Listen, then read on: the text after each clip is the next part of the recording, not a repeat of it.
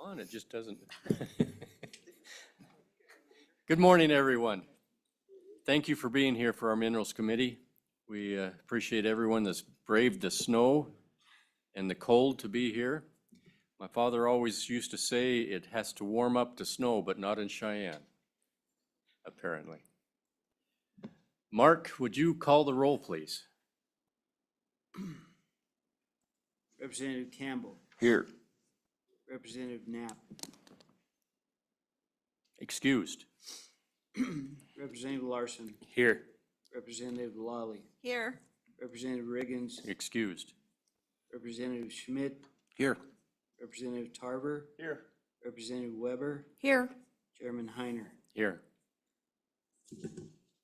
All right, thank you. Representative Knapp is presenting in another meeting this morning, so he has left a proxy vote, and hopefully he can get back here shortly. This morning, we're going to start out with Senate File number 186, Advanced Nuclear Reactor Manufacturers Fuel Storage. So, Mr. Senator Cooper and Representative Larson, welcome to the hot seat.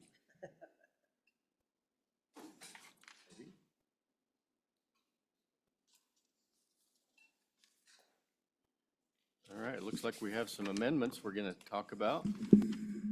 Senator, please introduce yourself and expound upon this bill, if you would, please. Thank you, Mr. Chairman, committee. Ed Cooper, Senate District 20.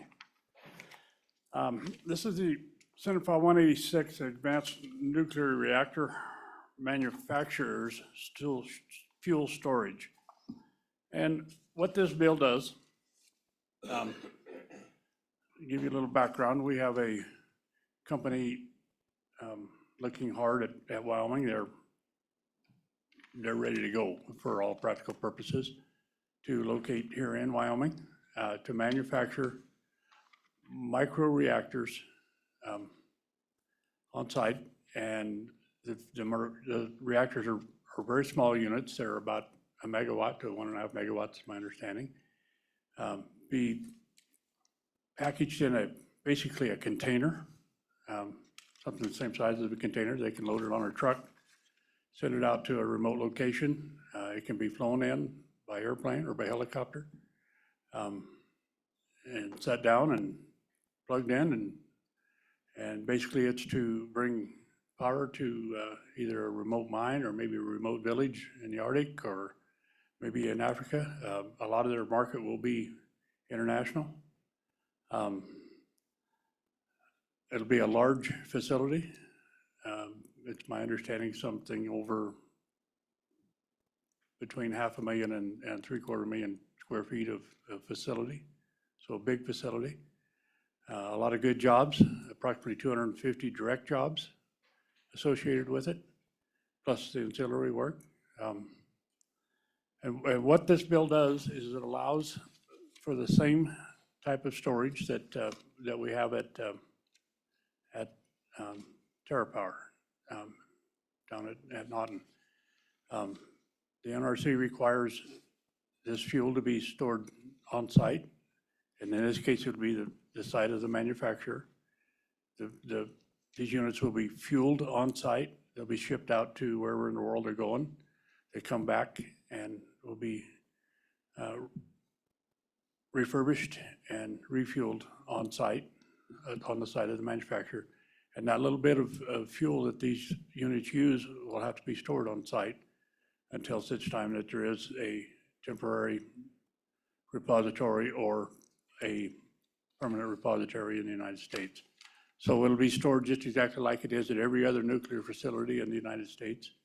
There's 70 some of these sites scattered around the country. There's almost 100 million tons of fuel being stored at those sites today securely. It's been stored there for 50 plus years.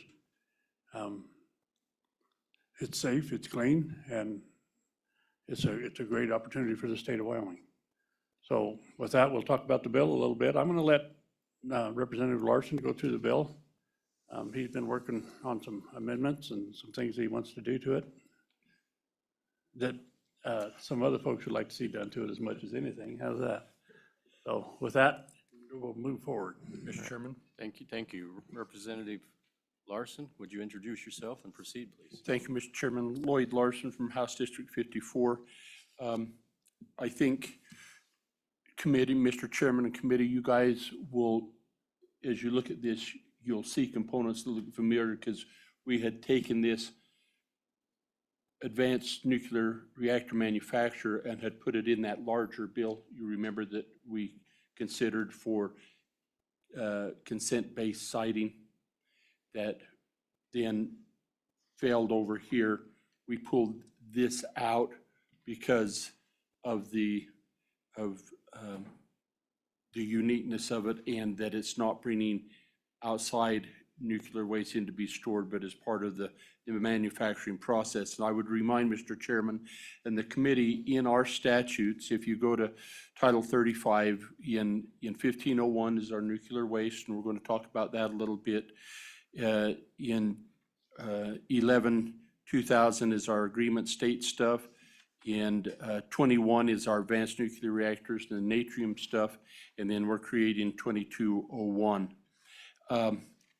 On the Senate side, when we worked this, we had some fairly significant input from stakeholders that went into crafting the engrossed copy, including the to what extent the Industrial Siting Commission would be involved and pulling some other things out that were just redundant that seemed to conflict. And so there's a fair amount of cleanup that further cleaned up from House Bill 11 to where this is at. So what we do in here, starting really on page 2, bottom of page 1, is we start the new 2201 and we go in and we get into the definitions on page 2. And I would just note on Romanant II installation, that is the part of the campus that would be used to store the nuclear fuel, the spent nuclear fuel from the manufacturer. So the rest of the campus, they would construct, manufacture the nuclear fuel, they would fuel the reactors, deploy them wherever they may go. When that is spent, they replace that reactor, bring the spent one back to Wyoming where it's refurbished and refueled. They take that spent fuel and it's stored at the installation site on campus. Starting on page 3 is where we get into the requirements of the individual, the person is what we refer to in statute, who's wanting to do a siting for this spent fuel. And they have to submit to the DEQ, the department, their NRC application, their NRC license, acknowledge that the storage of the spent fuel is only that's manufactured from their, as part of their manufacturing process. And then on page 4, it goes over and it says, to the extent that the following information isn't part of the NRC application, they also want to know some additional criteria. So why that site was chosen, the technical feasibility, the environmental, social, economic impact of the installation, and conformance with federal guidelines. Once they have all of that, then the DEQ's job, the department, is to receive that information and verify its accuracy to make sure that everything's been completed before authorization or permitting is allowed. They need to verify that the person has obtained a license for the installation from the NRC. And again, the installation only stores spent fuel from the advanced nuclear reactors that they manufacture there and are fueled there. On page 5, number D was an amendment we put that came in on the Senate side when we was presenting this bill, which is the Industrial Siting Act. For most of these nuclear facilities, that can be kind of duplicative or in conflict with NRC stuff, but we felt like we wanted to make sure that we didn't have some gaps in citing. And so in the event, D really takes care of that, that says it shall only apply to the extent that those provisions do not interfere, contradict, or duplicate the requirements of the NRC. But if there's some that aren't, we want to make sure that the state's best interests are covered. The operator is going to be required to provide available reports, notifications and violations sent from the NRC, and that those have to be made available to local government agencies. On page 6F, again, any spent fuel in the storage at the installation shall remain on the property of that manufacturer. So that would be the installation that we referred to in the definitions. Mr. Chairman, right there on page 6, after 16, is where we'd like to consider an amendment. And the question came up as we was getting ready to bring it over on the House side on what the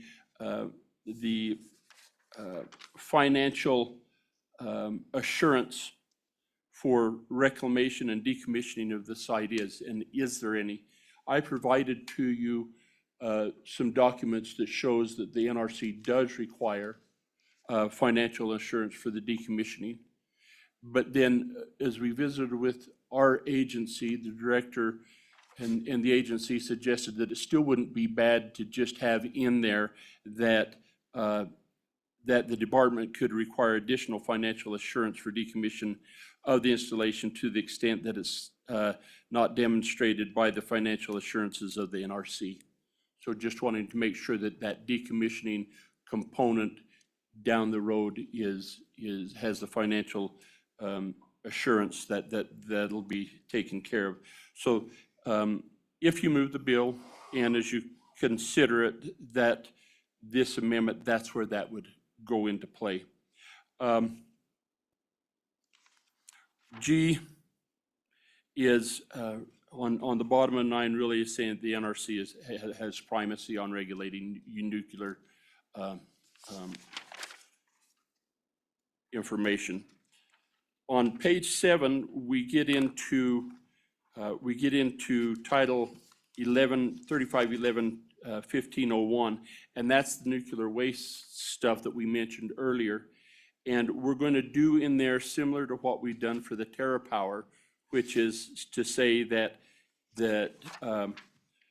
you'll see on page 8 there that high-level radioactive waste storage facility shall not include a facility owned by an advanced nuclear reactor manufacturer for the storage of spent fuel and high-level radioactive waste associated with manufacturing and refurbishing under those new titles. And then also on page 9, where we at the top, well, what it says is the legislature hereby authorizes the siting of high-level radioactive waste storage facilities. And it says, but a facility is authorized if, and then it comes over and it talks about Natrium at the top of page 9. It is operated on site to store high-level radioactive waste or spent nuclear fuel produced by a nuclear power generation facility operating within the state. And then we add or retrieved or accepted by an advanced nuclear reactor manufacturer as defined. So, Mr. Chairman, that's how the bill is laid out. There is one other component. If you look at that language on the proposed amendment, if I could maybe have you go back to page 3 of your bill, and you'll notice on line 18 and 19, it says acknowledgement in writing that the installation will be temporary and will use dry cast storage. That's language from House Bill 11. When our department went through that, they says that could interfere with technology and recommended that we strike temporary and we'll use dry creek storage. And so that's the top part of that amendment. So it would, if we strike that language, it would read an acknowledgement in writing that the installation will be for the storage of only spent nuclear fuel that was used in a reactor manufactured by an advanced nuclear reactor manufacturer. Mr. Chairman, happy to answer any questions. right. Thank you, Representative and Senator. Appreciate the introduction. Committee members, questions? Let's start over here with Representative Larson, please. Thank you, Mr. Chairman. Representative Lloyd Larson, so you want us to insert the language from the amendment on page 6 after line 16, as opposed to where it says on the amendment, page 5 after line 12. Representative Larson, Lloyd Larson. Mr. Chairman and Representative J.T. Larson, that's my error. The amendment is drafted correct. I put my X on the wrong page. Thank you for So catching just to that. be clear, Representative Lloyd Larson, the insert paragraph should be on page 5 after line 12. After line 12, that is All right, correct. thank you. Follow-up? No follow-up. Representative Lawley, That was my question. that was your question as well. Okay. Representative Campbell, over here. Thank you, Mr. Chairman. Thank you, Senator. Thank you, Representative. Why does the waste need to be stored at the manufacturer instead of the generation facility? Representative Larson. So, Mr. Chairman and Representative Campbell, I think as you understand that these are modular and they're not refueled on site where the generation's taken place, so they're deployed. And once they're deployed, they start generation, and then once that generation is done, then they're brought back for refurbishing and refueling. That's the business model that's made up. So this, if you think about the example, Mr. Chairman, that Senator Cooper brought about, that if this was used up in Alaska in a village that replacing diesel generation would have nuclear generation now, having that site up there then be designated as a storage site for that spent fuel would be much more complicated and difficult to achieve than bringing it back in this consolidated manner, Mr. Chairman. Follow-up, Representative Campbell. Yeah, so how much, since these nuclear facilities are gonna be loaned out to Africa and Antarctica and all over the world, how much nuclear waste will Wyoming be taking on as the manufacturer? Representative Larson. Well, thank you, Mr. Chairman. So it'll be spent fuel. And Mr. Chairman, I think that is a great question. I think we're going to have some folks from Radiant on here that can kind of help us understand the volume that would be associated with each of those. It's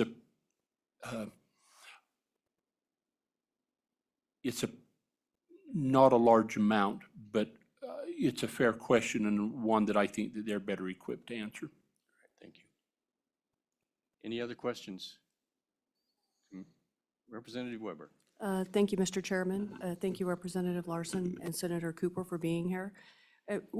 I know you had said that the company is looking at coming here. Do they kind of have an area of the state that they're looking at? Like, is it in the northwest or the southern part? Do you know that? Representative Larson. Mr. Chairman, and we'll let Radiant discuss that, but we've worked with them and they've met with officials from Casper and they've looked at, they've been doing significant research and finding property options and that sort of thing. But I think they've had public hearings in Casper, of which I've attended. They've met.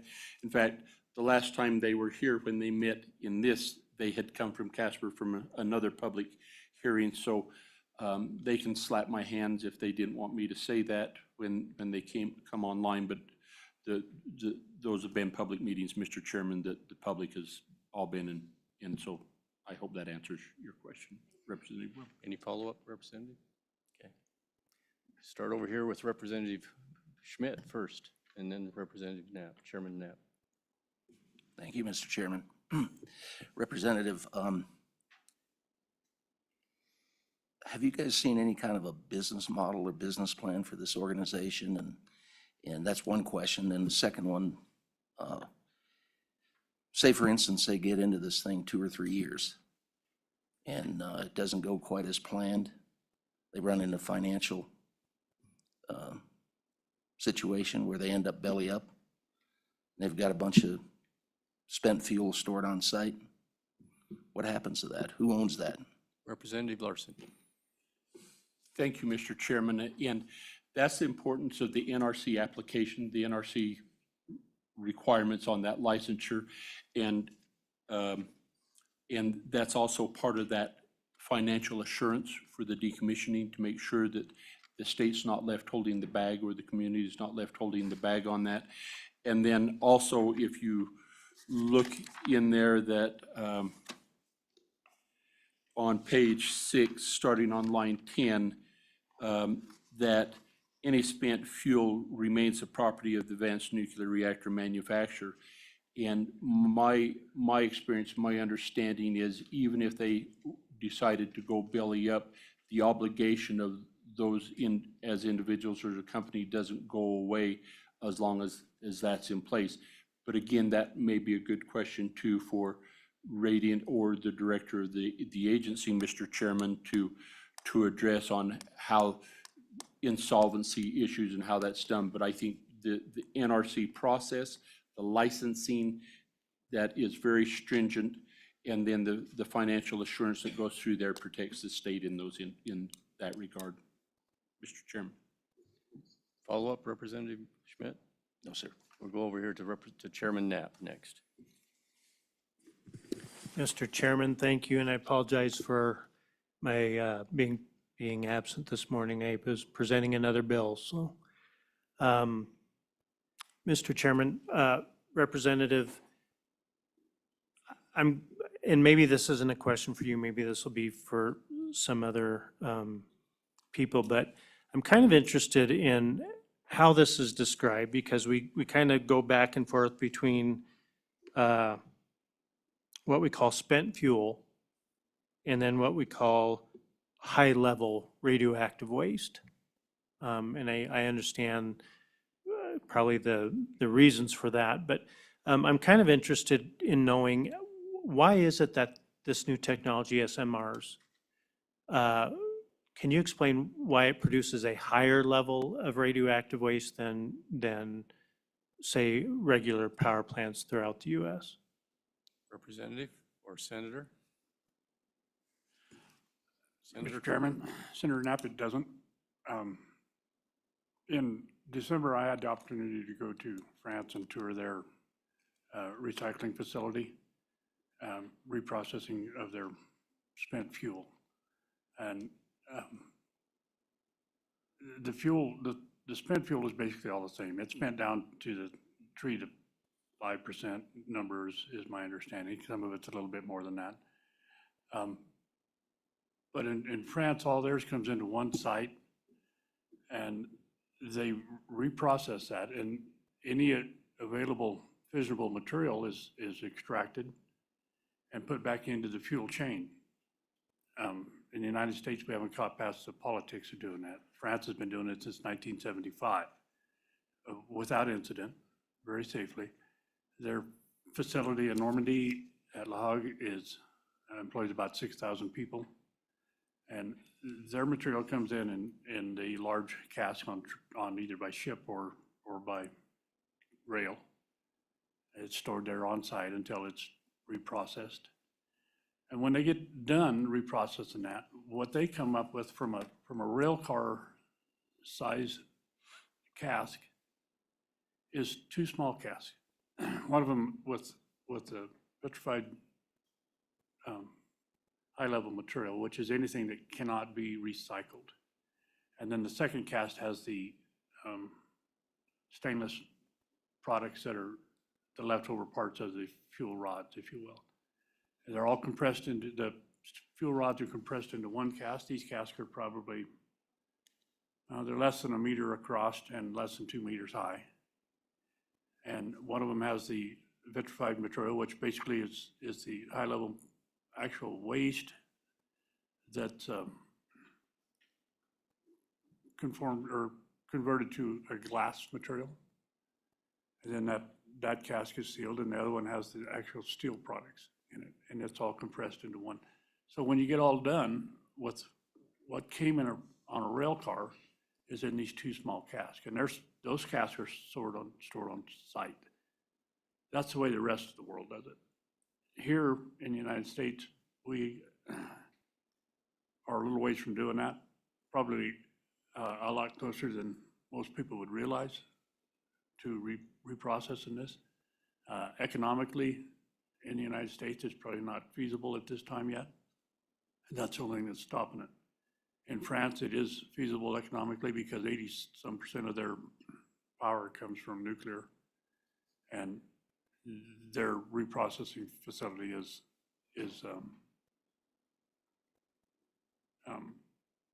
supplemented by the government because they're requiring it. You know, that they have to be nuclear or they're going to be lights out. So is it higher level? No, it's not. There is a likelihood that there will be some small pieces during the refurbishing, you know, maybe a valve or some piping that needs replaced. And that's what the higher level material would be. The rest of the material is spent fuel. It'll either be waiting on a permanent repository or refurbishing or a reprocessing center in the United States at some point in the future. Great. Thank you, Senator. Representative Knapp, follow up? Yes, thank you, Mr. Chairman. And I'm just referring to university studies in the Journal of Petroleum Technology that kind of dials down and looks at SMR waste versus regular plants, I would say.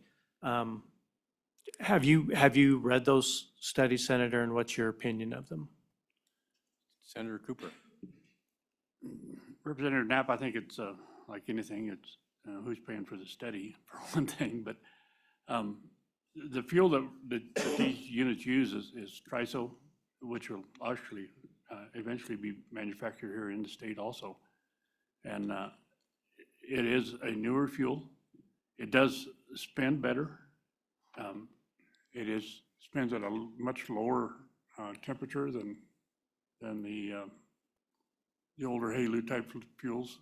And I think that's probably the biggest difference in it. But as far as the actual material itself, when it's spent down, it's in the same range. Representative? Representative Campbell, you had another question? Thank you, Mr. Chairman. No, I was just following up on the jobs. Is that 250 jobs, is that original startup or is that total? Because I'm trying to compare an apple for an apple. A drilling rig hires about 140 people per rig. So I'm just trying to think what this facility is actually going to mean as far as economics for central Wyoming. Thank you. Representative Larson. Mr. Chairman, Representative Campbell, that is a good question, and I think that too would be a great one for the Radiant folks to discuss because it's very similar from your high-level engineering welding, the type of welding that's going to be required in the fabrication, as well as security. So there's a spectrum of vocations that come and professions across that. I have been told, if I told you, it would not be as accurate. So I think that's a great question for them, if we could just do that, Mr. Chairman. All right, thank you. Vice Chairman has questions. He's been very patient, waiting and chewed through one toothpick waiting here, so. Vice Chair Tarver. Mr. Chairman, thank you so much. And gentlemen, thanks for bringing this forth. And I've got a list of questions.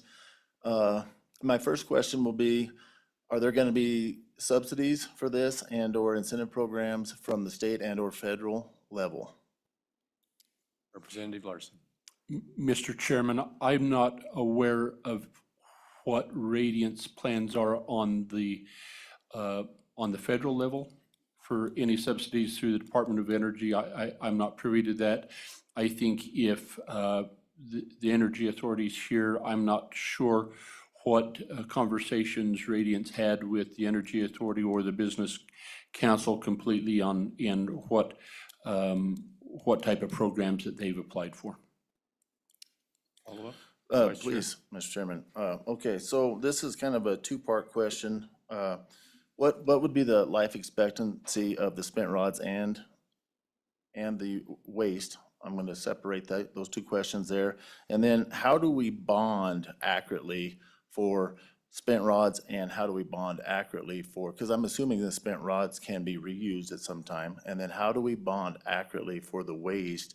And in that question, please also, what is the life expectancy of the waste? If so, I can get, did you get all that? I did. Thank you. Representative. And I'll go, I'm gonna give you my out of jail card free on the length of time, and if Senator Cooper knows the answer, fine, but we've also, Radiance got some people here from NRC that could talk about that, but I think on both of those, if they were to be stored on site, let's just say that we don't recycle the spent nuclear fuel, you're right, that could change the life cycle of that, but it may not if we don't ever do anything. So I think from our perspective, we say that it's stored, and how long would it need to be stored, and where, and that's the conversation that's currently going on. Currently, we keep all of that on site at this, for example, Natrium will keep that all on site at Naughton, and other generation sites keep it there as well. We would keep this on site here until there is a permanent repository that it could be moved to. Now, I do believe, and we'll let Radiant, but I believe in the conversation that there, because we identify these as spent fuel and waste, that the ability to move the waste may have an avenue now for this particular project, but we'll let them confirm that to make sure. Do you know anything on the life? Vice Chair Tarver. He's halfway through this list of questions. So we don't know, really. And I'm, one second, we'll switch directions here. So is there an opportunity, being we don't have the technology here and the federal government obviously doesn't get anything done, for us to sell the spent rods to countries that can repurpose this? Mr. Chairman, Yeah, Representative, please. the answer to that is yes, but when you say us, it's not our spent fuel. It belongs to the owner of the advanced nuclear reactor. Now, again, going back to page 6, that we make it very clear that the spent nuclear fuel is either until it's moved or sold or something else, it belongs to the operator. So, and then if I could come back, Mr. Chairman, just to that, when you say we don't know, I would clarify that and say Lloyd doesn't know. But there are some smarter people down the line that I think can give us a better answer. Follow up to the follow-up. This is the Vice last Chair. one. So you brought forth something else that just triggered. So we're gonna store it, but we're not gonna own it.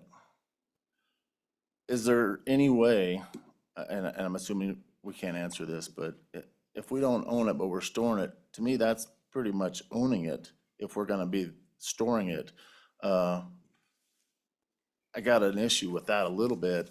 So the owners could be in wherever around the world. They'll own it, but we're gonna be the ones storing it, the spent fuel. Is that correct? Representative? So, Mr. Chairman, I think it's similar. If, for example, if I was to have some property and I wanted to store production water on it, okay? Now, I own that property, and if I want to store production on it, I have to get the permit to do it. And I then, as the owner of that site, have the ability to do with that production water within the license to do with it as I may, but it's not the state's facility. It's not the state's right to say what I can do with that water and who to sell it to and so forth. That's the owner of that facility.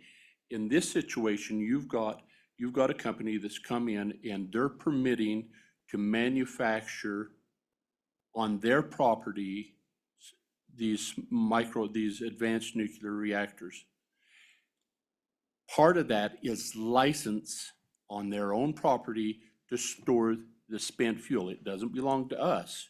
It was purchased, it's in their reactors. And so it's stored on their property that they've bought, that they've been permitted to do that with. And then if it's sold to another entity for recycling, it's theirs to sell. Okay. I might add to that just a little bit. I think Senator Cooper. Remember that we are not storing this material. They are storing material, the owner of the property, the owner of the material. We are providing guidelines for industrial siting. We're providing guidelines in this for financial security. And we're doing the things that are necessary to protect the state and the neighborhood that this will be in. But the regulation of the material itself is still done by the NRC. And the ownership of the material, that chain of ownership never changes from cradle to grave. It belongs to that company, stored on their facility. The only thing that can be stored on that facility is their material, no outside material, directly related to the manufacturing. That's where people get confused here. And we're not talking about, we all remember watching The Simpsons and seeing barrels of green slime. That's not what this is. These fuel pellets are probably 3/4 of an inch or maybe an inch. I think they're less than an inch in diameter and 1/2 inch to 3/4 of an inch thick. And there's a column of them in a rod.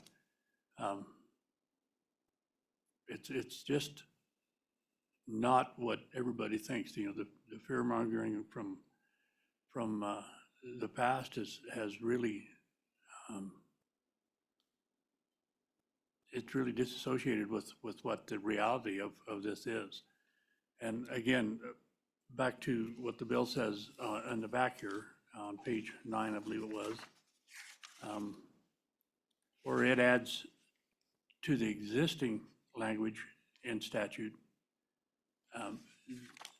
that deals with spent fuel from our TerraPower facility. This is just additional language specifically for the same type of storage that TerraPower has to put on their facility. And remember that the protocols and the safety requirements and the security requirements for this very small amount is the same requirements as for a very large amount. It's handled exactly the same, as if it was one of these 70 units around the country storing 2,000 tons a year when we're talking about a few pounds of it a year. So that's the biggest misrepresentation of the material that I can come up with. It's my turn for a second here, Representative. So you'll get next. Okay. So Representative and Senator, we've kind of focused on Radiant in Casper with this bill. But we also have heard of another company that wants to create fuel and station up in Gillette. That same company is working with DOD for a micro reactor called Pele that will be tested here shortly in Idaho, the INL in Idaho Falls. With this bill, should it pass, would it be possible for this other company up in Gillette to also build microreactors at their facility? So the question is is this just one-off, or could this be replicated for manufacturing facilities throughout the state? One in Casper, one in Gillette, and one somewhere else maybe later on? Is this some conducive to increased manufacturing facilities here in Wyoming? Mr. Chairman, I think what you're pointing to is accurate. This puts into statute the permitting process to allow advanced nuclear reactor manufacturing to take place in Wyoming. And if it is such that they fuel a reactor, depending on the size, right? And if it's a portable, if you will, reactor, that then it would allow for the permitting process to take place, that then they could store spent fuel from their reactors as part of the manufacturing process, whether that be in Casper, Lander, Wamsutter, or Farson. All right, thank you, Representative. So follow up to that question. We've seen in the news these last couple of years about temporary storage facilities in Texas and New Mexico. And these micro reactors and the portability, this is kind of a step out for NRC, because they've never permitted this kind of a situation before, because it's always been a stick-built reactor. Would it be possible for this spent fuel to be relocated to Texas or New Mexico at one of these temporary storage facilities and not reside at this location or these locations in Wyoming for next 40 or 60 years? Mr. Chairman, I think that's a more technical question that will pass up the line to either the department or possibly the manufacturer, but it looks like Representative Larson's wanting to jump in here and give you a better answer than I can. But I'll let the representative speak on that. Representative, please.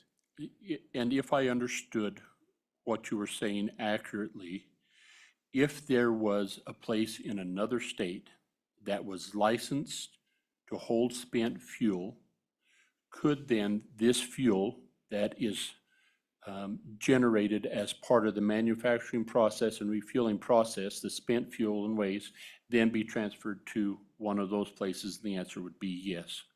Now, the process and the contractual agreements, of course, all of that comes into place.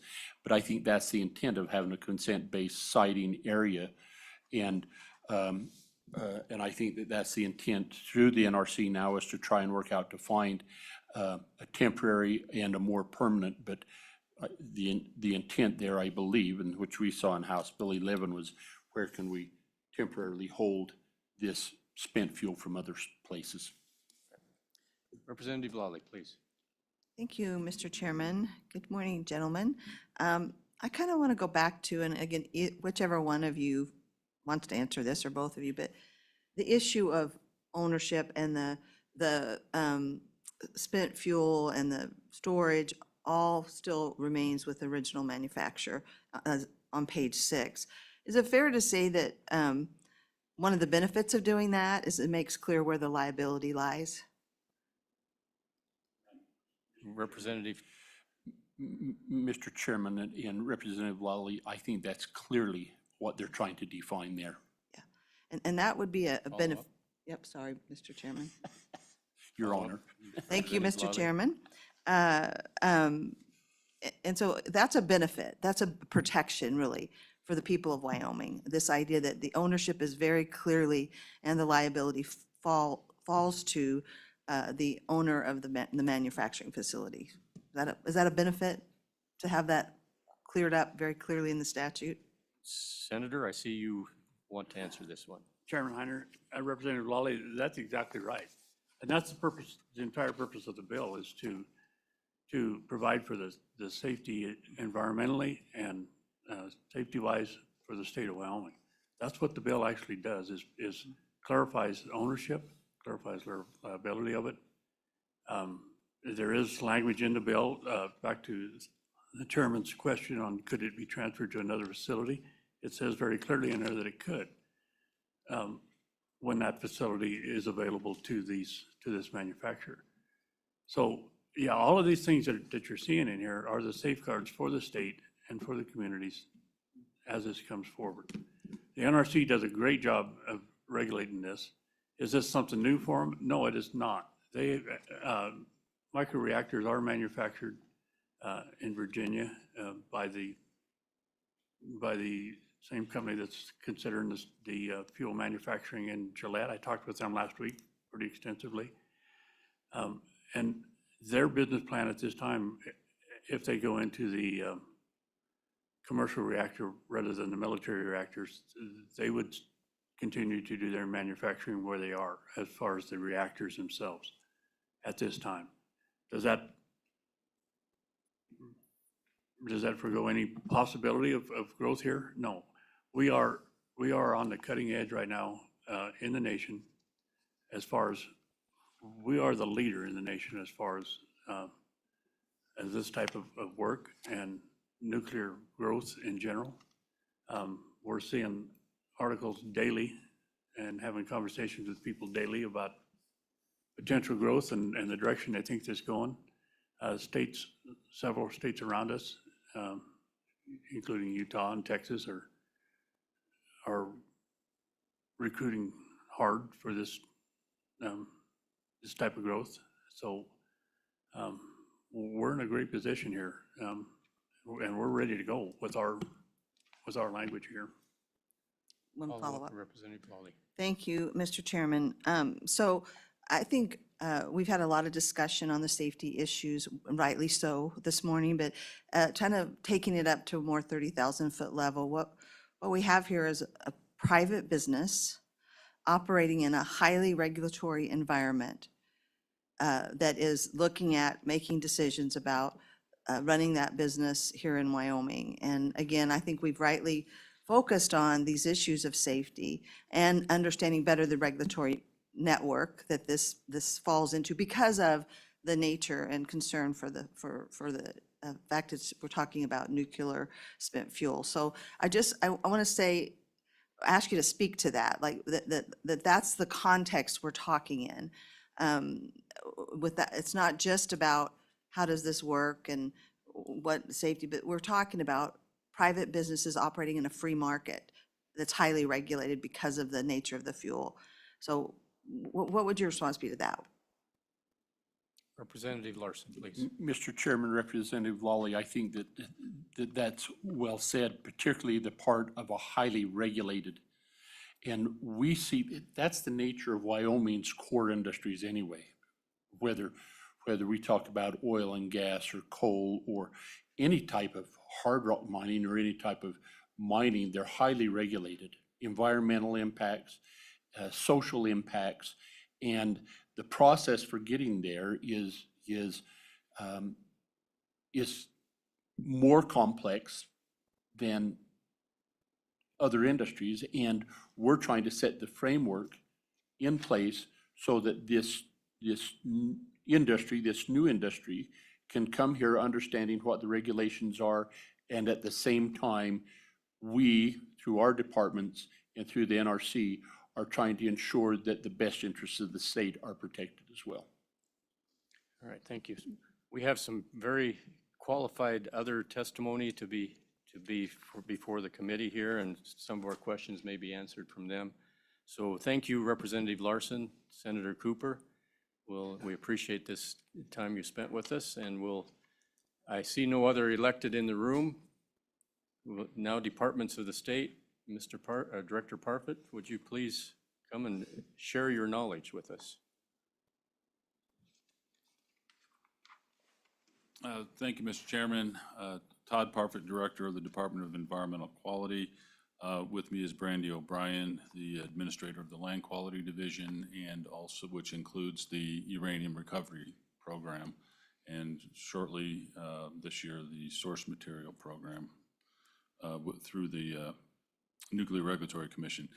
So just a few comments, and then I'll open us up for questions. But as is mentioned, this creates a new article which would allow for the manufacture of microreactors and then the storage of the spent nuclear fuel from the facility to be stored on site. Those are the two key functions of this bill. The existing articles in the Environmental Quality Act related to nuclear fuel or uranium recovery include Article 15. This was the House bill that we talked about earlier during the session, which is radioactive waste storage facilities or spent nuclear fuel. Article 20 is the uranium recovery program that we stood up back in 2018. And then Article 21 is the advanced nuclear reactors, which allowed the TerraPower Natrium facility to move forward. This bill is most, and I say most similar to Article 21. It's not for the temporary storage of spent fuel from all over the U.S. like we had talked about previously. This would be specific to the waste from the manufacturer in their products. The nuclear fuel from the manufacturer would have to be stored on site, just like the as is described in Article 21. Now, in Article 21, the Industrial Siting Act still applies, and what the language that you actually see in the bill is lifted right out of Article 21 when it references the industrial siting would be applicable for the facility if they meet the dollar threshold.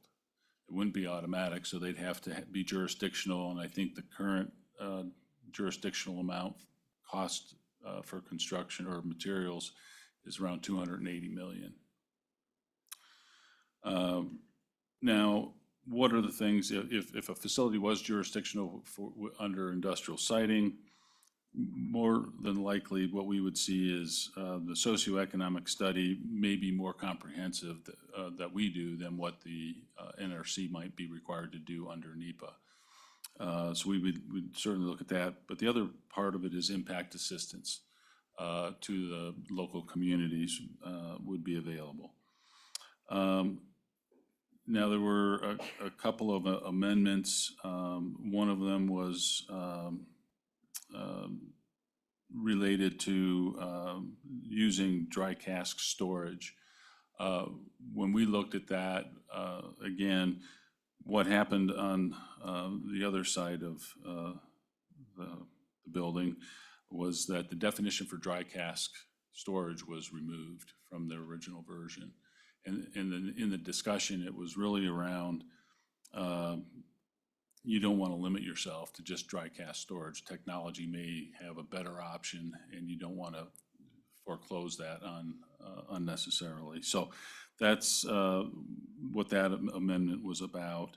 And then the other amendment added the financial assurance piece. I think Representative Lloyd Larson had provided information that shows that the NRC does require financial assurance. And just a little bit about that, the amount of financial assurance is going to be dependent on several factors, the type of facility, the location of facility, et cetera. And my understanding with the NRC is that they would require a review of that financial assurance to make sure it's sufficient. That review would be every 2 years. And then when the facility is getting close to closure, if it's a planned closure, then they would go to an annual review of the financial assurance. And that's, just to put it in context, with our mining under Land Quality Division, we do annual reviews of all of our bonding instruments. The costs, the costs for nuclear power plants in terms of financial assurance are anywhere from $280 million to $612 million, according to their website. And for materials licenses, which I think would be more appropriate for what we're talking about here, can range from a few thousand to over $1 million in financial assurance demonstration. So with that, I'll stop there, and I know there's been a lot of good questions, so we'll see if we can't fill in some of the unknowns. All right. Thank you, Director Parfit. Any questions for the Department of Energy, of Environmental Quality? Someday, maybe. Representative Campbell. Thank you, Mr. Chairman. Thank you, Mr. Director. You know what I'm seeing here, where I'm still having an issue is, along with Representative Tarver, is I just don't know how this can be bonded. Because what I'm seeing is these are little itty bitty nuclear reactors. So the sales pitch is gonna be, hey, we'll take it to your facility, wherever it be, Bangladesh, Texas, Mongolia. You don't have any liability. You generate power, and then we take the used waste back to Wyoming. We'll fix it up. I see that being a sales pitch on how to provide these. So this is gonna add up, but I don't understand how we can bond something when we don't know how long it's gonna be there, how much is gonna be there. I mean, they could sell 100 of these little reactors, or they could sell 10. So the amount of waste, nobody knows, that's undetermined. So how do we bond for that again? Is there any way you can think of? Director? So, Mr. Chairman, did you have something? I'm going to defer to Ms. Ms. O'Brien. O'Brien. Ms. O'Brien, please, welcome. Please state your name for the record, please. Thank you, Mr. Chairman. My name is Brandy O'Brien, and I'm the Land Quality Administrator. And Mr. Chairman, Representative Campbell, the way I would envision that is when, and the NRC would be responsible for this, but, you know, the bonding amount would be dependent on the number of reactors generated, and then also for site cleanup, you know, there isn't just the waste from that reactor, there's the waste from, you know, the facility itself and any potential contamination. So you'd have to bond for, you know, surveying and disposal of all of that. And so, you know, it would be greater than just those reactors themselves.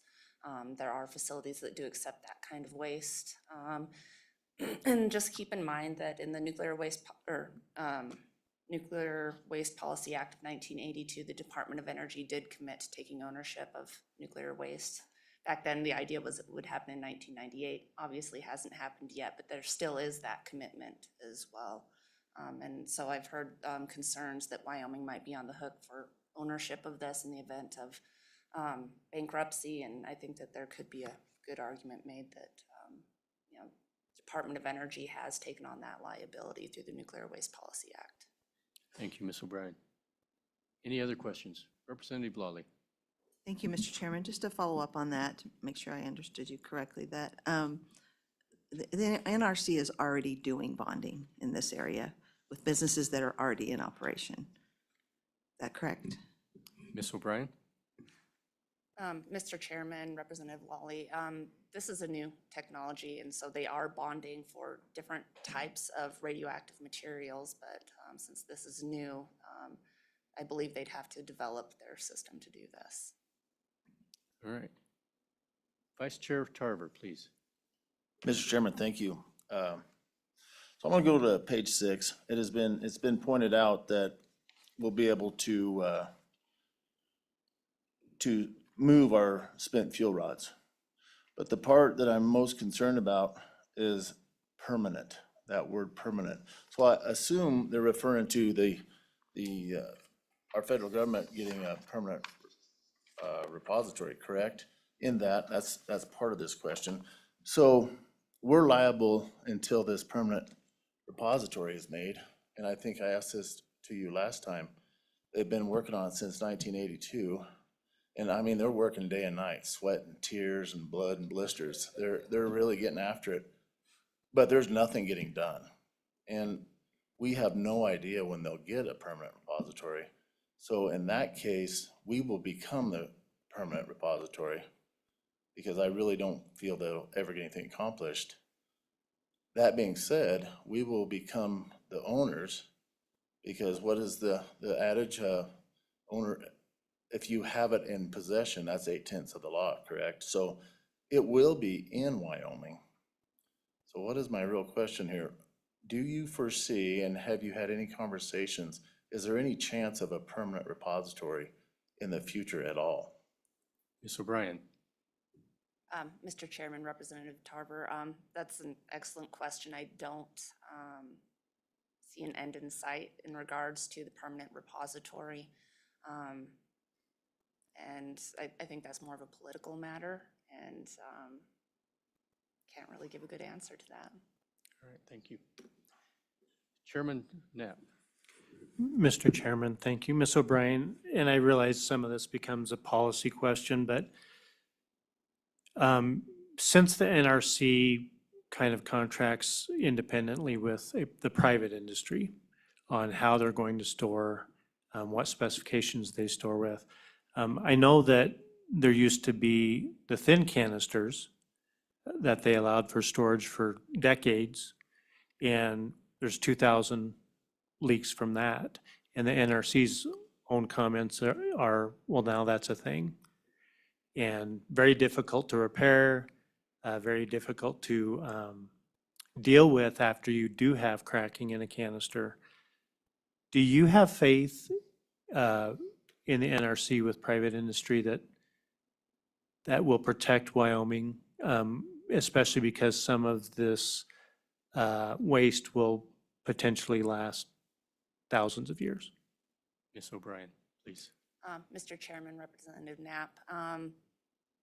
So from my understanding, these modular reactors will be using the TRISO fuel, which is a different type of fuel. So I imagine it would utilize a different type of storage. I'm not familiar with the leaks from the casks that you're speaking of, but I do know that the NRC at these facilities, they do regularly go out and do surveys, and they have an excellent track record of protecting, public health. And that's part of why they're responding. If there is some sort of type of leak, there are funds there to clean it up and require cleanup of that. But I do, have faith in the NRC in the sense of protecting public health and safety and with their excellent track record. Follow up? All right, thank you. Ms. O'Brien, as I try to understand the permitting process, this is going to be mostly permitted by the NRC. And they're providing, as described in this bill, they provide a lot of the copies of the filings, and you'll get to see all of this, but your department will actually not be permitting as a lead for this this facility. Is that correct? The NRC will actually do most of the permitting? Mr. Chairman, maybe turn on my microphone, Mr. Chairman. I will turn that over to Todd. Director? Mr. Chairman, that's correct. The way this bill is structured, there would be no permitting action by the agency. We would be verifying that that information has been provided to the NRC. So as a follow-up, Director, do you, with the increased emphasis and build-out of nuclear in Wyoming, do you see any additional staffing that you will need in the future? Mr. Chairman, based on this bill right now, I don't. That depends on how much it builds out. But at least for the foreseeable future, I would say no. Okay. And one other question I have, I've seen a refueling facility in Idaho Falls at INL. It's a big room where they actually do change the fuel rods out and everything. I assume when this facility, if it gets built in Wyoming and gets cleaned up, those components in that in that refueling facility will then become high-level waste. Where would that be stored at that time if this is all cleaned up? Mr. Chairman. Ms. O'Brien. Thank you, Mr. Chairman. There are various waste compacts throughout the United States, and there are different disposal facilities, and so there are places that can be disposed of. I don't have the list on me. I'm not exactly sure where it would go, but there are facilities for All right, thank storage you, of that. thank you. Any other questions for the Director or Ms. O'Brien? Seeing none, thank you very much. We'll now get to hear from Mr. Krager from the WEA.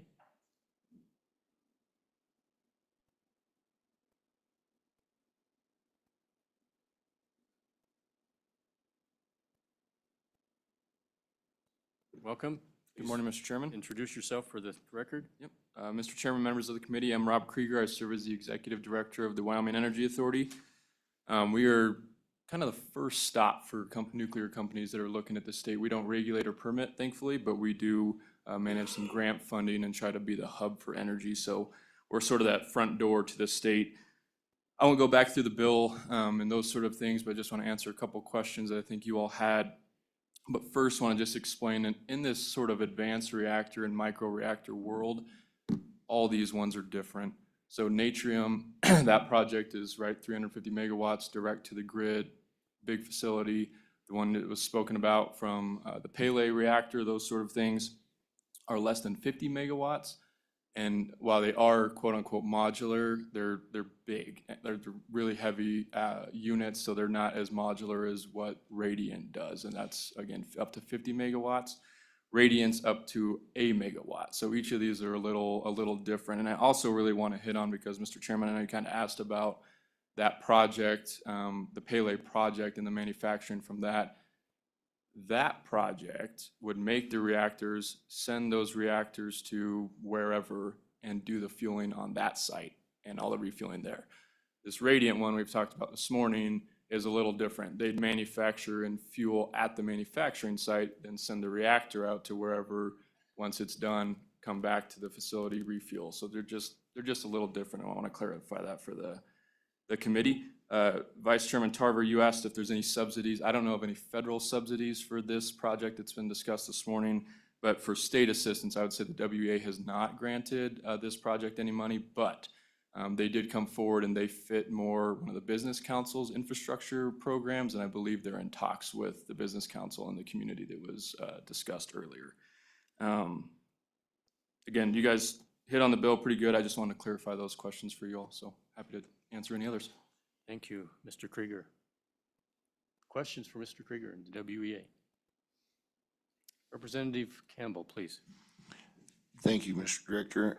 Thank you, Mr. Krieger, for being here. Why do the two different types of power facilities, why does one fuel at the manufacturer where the other one fuels at the processing or at the production facility? What is the guidelines behind that, if you know, sir? Mr. Krieger?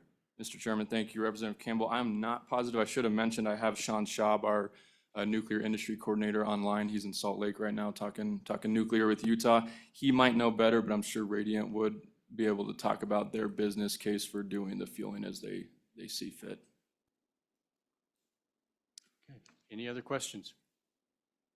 Seeing none, thank you, Mr. Krieger. Thank you. Appreciate you being here.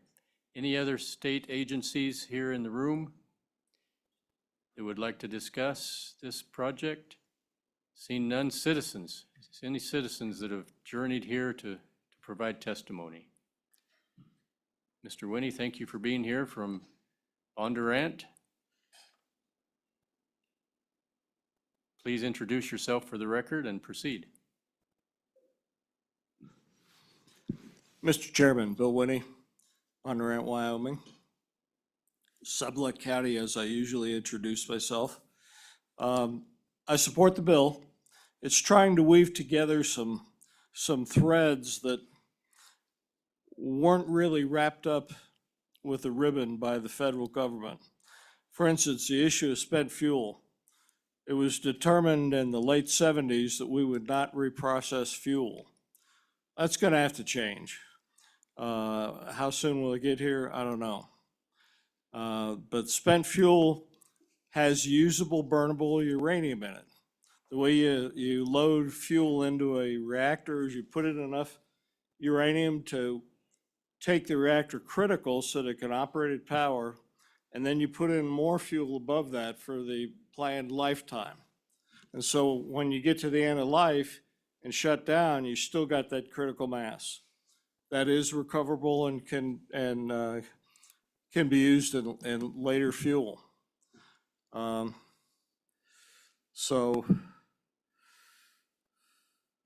that reprocessing hopefully will come, because I think Wyoming's got quite a future for that, because we can mine the ore and build the reactor and or the microreactor, if you will. And then when it's spent, you reprocess or recover the fuel, feed that back into the system. With regard to permanent repository for fuel, that's a political issue. Yucca Mountain was supposed to be the final resting place. The NRC would take custody of the fuel, and that project was put on hold under President Obama. Now, they were, I don't know how far you would call it, 50% complete of digging and mining out where they're going to store it, but it got put on hold because of local political resistance to doing it. So how's that going to work out? If I had a crystal ball, I'd tell you, but mine is kind of cloudy. So one thing to keep in mind is the natrium reactor is a fast reactor, meaning it uses fast neutrons for the reaction. That's different from your thermal reactors that we have been used to. But the main thing is it produces less radioactive daughter products, so it's not quite as radioactive, if you will, as the thermal reactor stuff. Now, it still puts out a lot of radioactivity, don't get me wrong. How long is it going to do that? Hundreds of years. But it's exponential and it goes away fairly quickly, the amount of radioactivity. One thing that's interesting, I might point out to the committee, the Navy is not subject to the Nuclear Regulatory Commission. The Navy has an expended core facility out there in Idaho, out at the old Naval Reactors facility. And that's where they take the fuel from the naval cores. In fact, they cut the fuel modules up and analyze them to see if the fuel modules really performed the way they did or the way they wanted it to. Different kind of operation for a shipboard reactor than for a commercial reactor. So one thing I'd mention, somebody brought up the issue of the Texas repository and lawsuit. The lawsuit that went on with Texas, they were trying to license an intermediate holder of the fuel to get the spent fuel out of the facility where you burned it and into an intermediate holder. And the law doesn't provide for that. So the guy that builds the reactor, operates the reactor, the fuel's going to have to be either there or at Yucca Mountain. So, subject to your questions, thank you, Mr. Chairman. Thank you, Mr. Winnie. Any questions? Vice Chairman Tarver, please.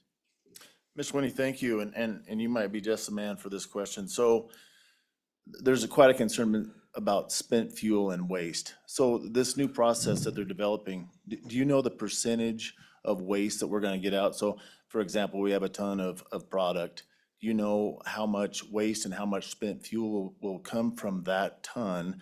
And then also, when they come back to be refueled at Casper or wherever, they'll take that spent fuel and repurpose it into the next reactor, I'm assuming, or microreactor. So I would really like to drill down to exactly how much, if you know, waste we will get from, and if you can use a number that is simple for my simple mind, a ton works for me.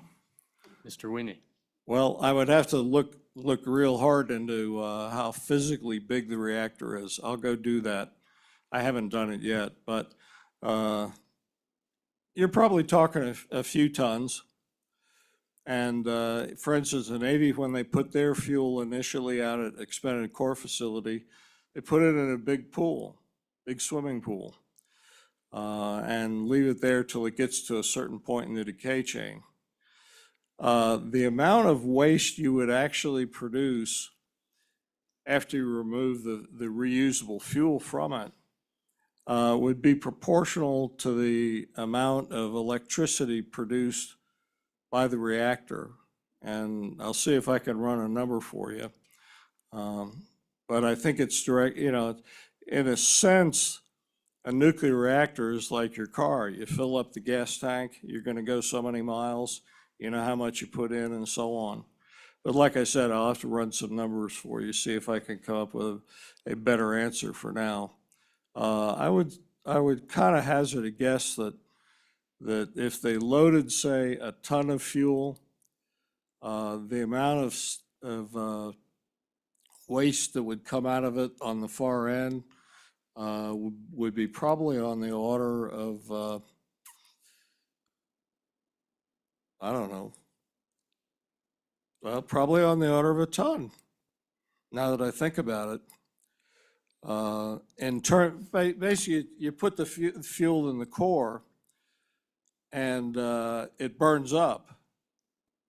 But the daughter products and so on don't go anywhere. They're still there, and they were part of the structure itself when you loaded the fuel in. So, like I said, I'll see if I can run some numbers and give you a better answer than that. Vice Chair, follow up? Thank you, Mr. Chairman. I guess I was really just hunting for a percentage, more than anything. You know, are we gonna have 20% waste, or we're gonna have 10% waste? I mean, how much, that's really what I was hunting for, is a percentage. If you know, and if you don't know, that's fine too. Thank you. Mr. Well, Winnie? say you load a ton of fuel in there, and there's burnable uranium, and you burn it down till end of life.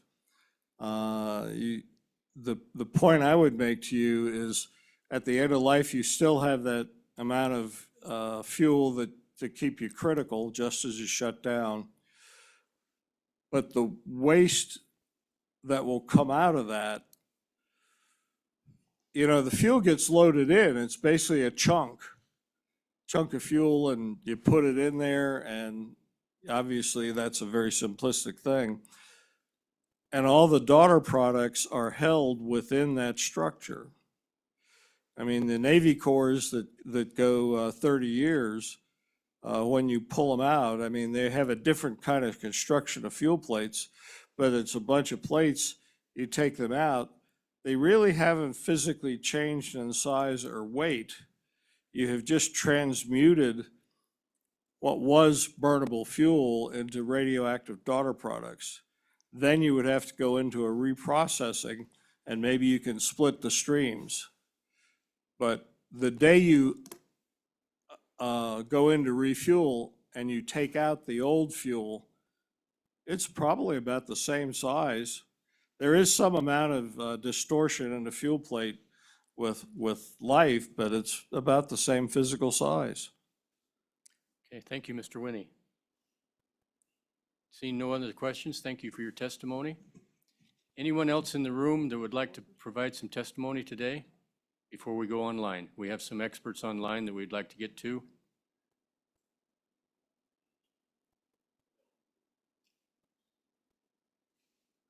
Welcome. Good morning, Mr. Chairman, members of the committee. My name is John Burrows. I'm here representing the Wyoming Outdoor Council.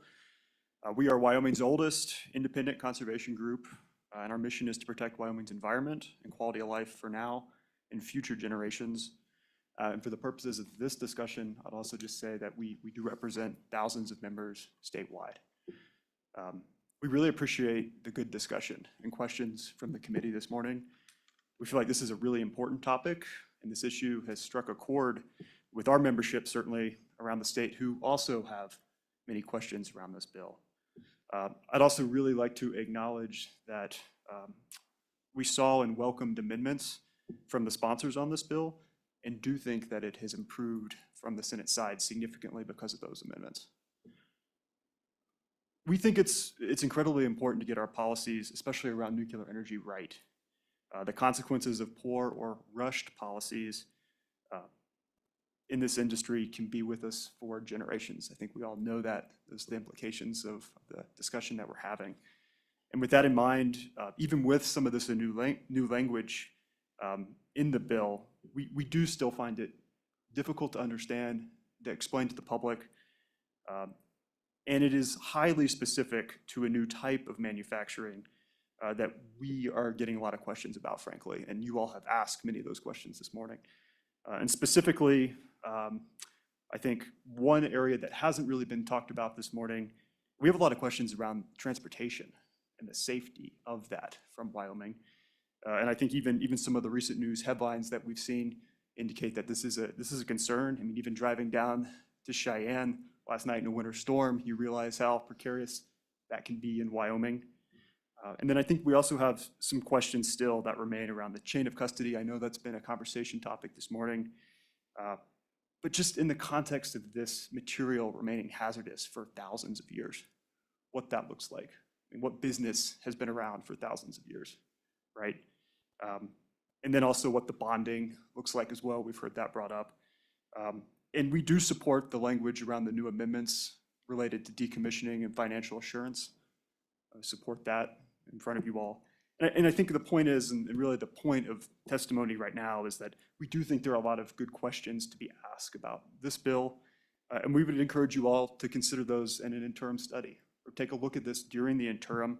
We could hear more from the company, we could invite them here, we could hear more from the Nuclear Regulatory Commission, and members of the public who do have an interest in this. And certainly if that were the case, you would have our commitment to show up and work with you all to improve this bill. So thank you. Happy to stand for any questions. Thank you, Mr. Burrows. Any questions for Mr. Burrows? Seeing none, thank you very much. Thank you, Mr. Chairman. Any other testimony in the room? Without any testimony, let's go online. Mark, who do we have online? Ron Smith would be first. All right, Mr. Smith. From Powell, Wyoming. Mr. Smith, please proceed. State your name and for the record, and please proceed. Thank you, Mr. Chairman. I'm Ron Smith, an engineer from Powell. I work in the mining and power generation industries.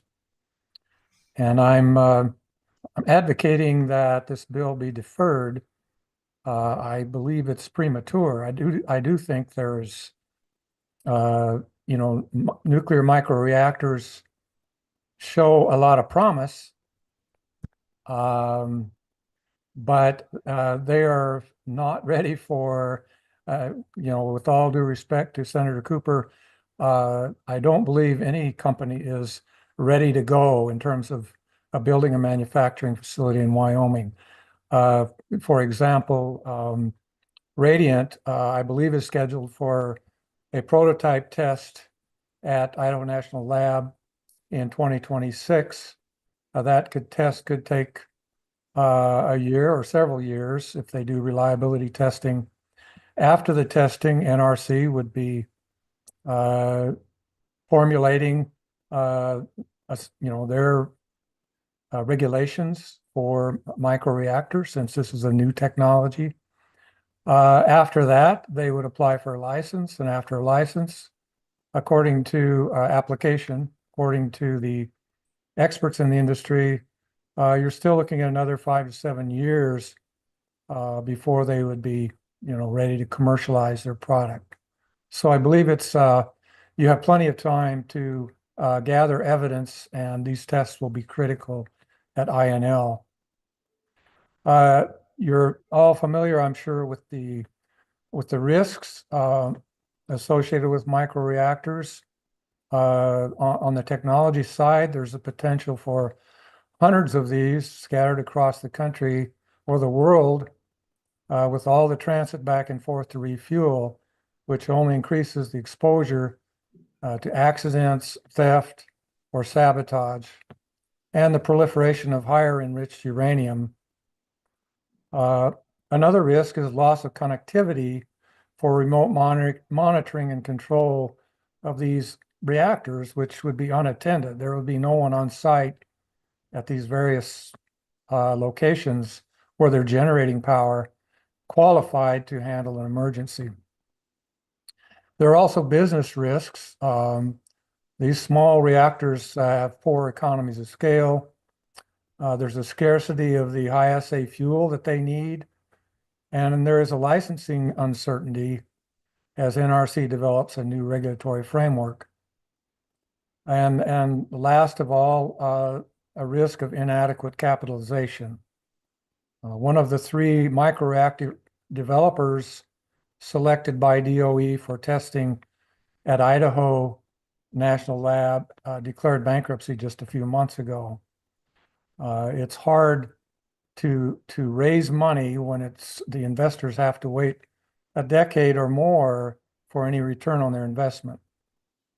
So it's certainly to the manufacturer's advantage to imply that they're ready to go because it helps them raise money. But in fact, there's a long process that they have to undergo. And finally, there's a legal risk. Precedent has already been set to disallow licensing of private away from reactor storage of spent nuclear fuel. You may be aware the federal courts invalidated 2 such licenses in Texas and New Mexico. The U.S. Supreme Court will hear the case later this year. So I'm asking, why not wait until the court decision and the prototype tests and all the design iterations and testing and licensing will supply evidence to enable an informed judgment on your part. Nuclear microreactors are at a technology readiness level of 4 to 5, and that's out of a possible 9. So there's plenty of time to do it right. As I read the current bill, one unintended consequence could be to induce financially stressed manufacturers to receive spent fuel from reactors outside their own fleet and outside Wyoming. The clause that says retrieved or accepted. Retrieved would imply it's their own fleet. Accepted would mean they're taking the spent fuel from someone else's fleet. And at that point, you basically have a commercial nuclear waste facility as described in House Bill 16, which I believe this committee appropriately chose not to advance 2 weeks ago. So if you disagree with my assessment, I at least would ask you to consider amending Senate File 186. I believe the amendment offered by Senator Cooper, Representative Larson, to require financial assurance above and beyond what NRC requires, if the state feels it's necessary, is a step in the right direction. And I would also ask you to amend it to allow only nuclear waste from microreactors built in Wyoming, so that it doesn't become a de facto commercial waste storage facility. And I provided you through email some suggested language and supporting information. Thank you for listening, and I'm happy to entertain any questions. Thank you, Mr. Smith. Appreciate your testimony. Seeing no questions from the committee, we'll go on to the next testimony on the Zoom. Mark, who do we have? Maria Catherman. Maria Catherman from Douglas, Wyoming.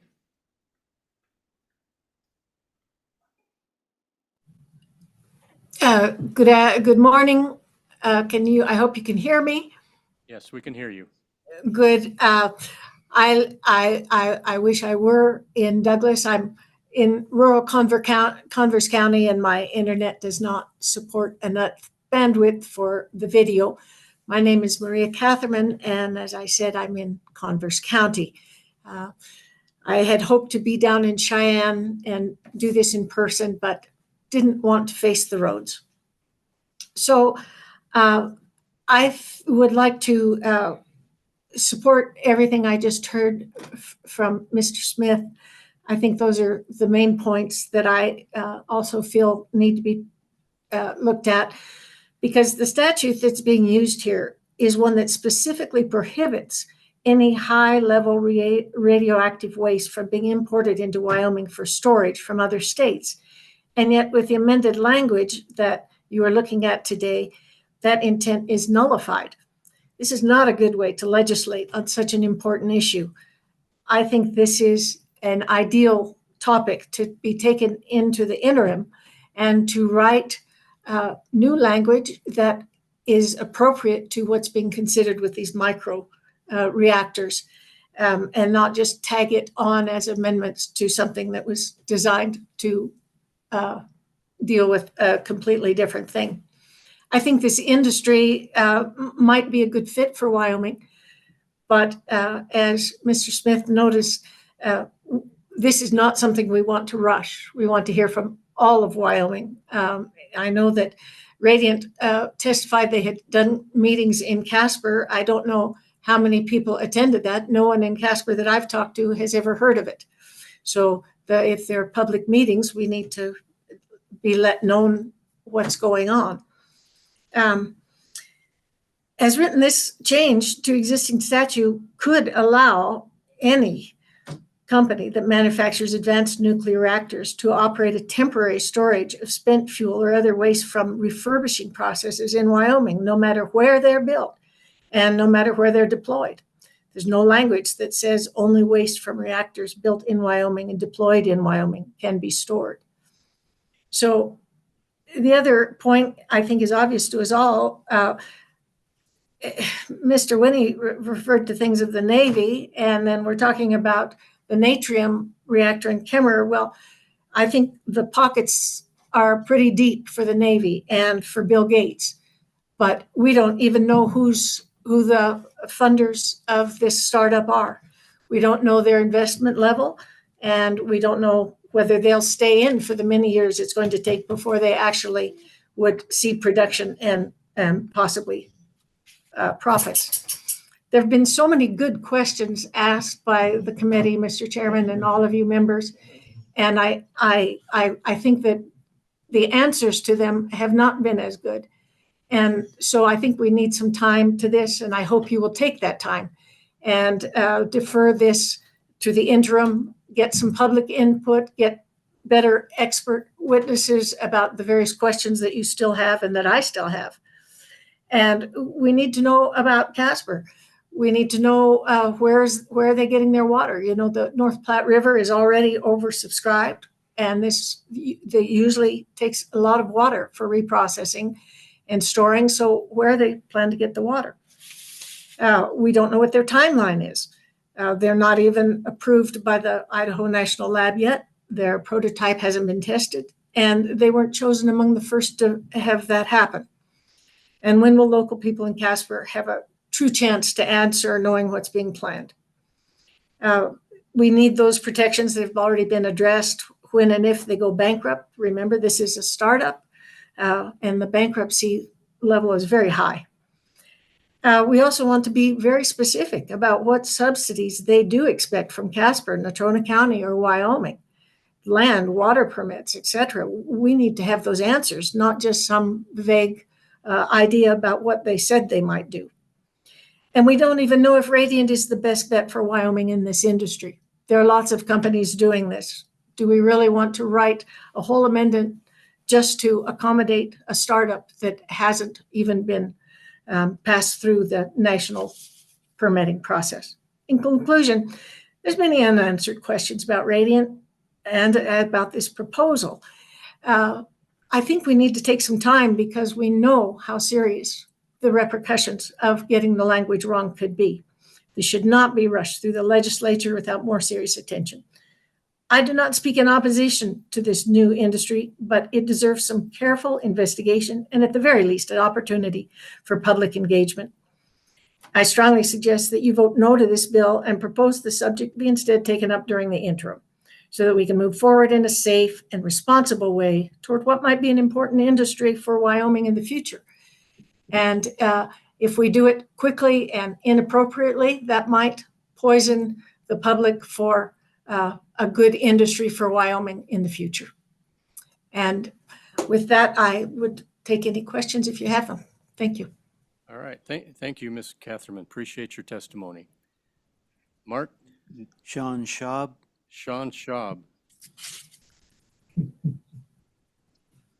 Thank you, Mr. Chairman and members of the committee. I am Sean Schaub. I'm the Nuclear Industry Coordinator for the Wyoming Energy Authority.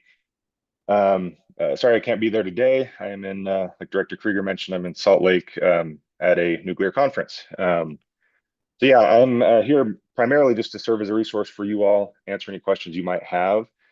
A couple of things I just wanted to kind of backtrack on and provide some clarity on that maybe there's a little bit of confusion on. One of which is, I think, sorry if I got this wrong of who posed this question, maybe Representative Knapp, and sort of this distinction between, that we keep hearing between high-level radioactive waste and spent nuclear fuel.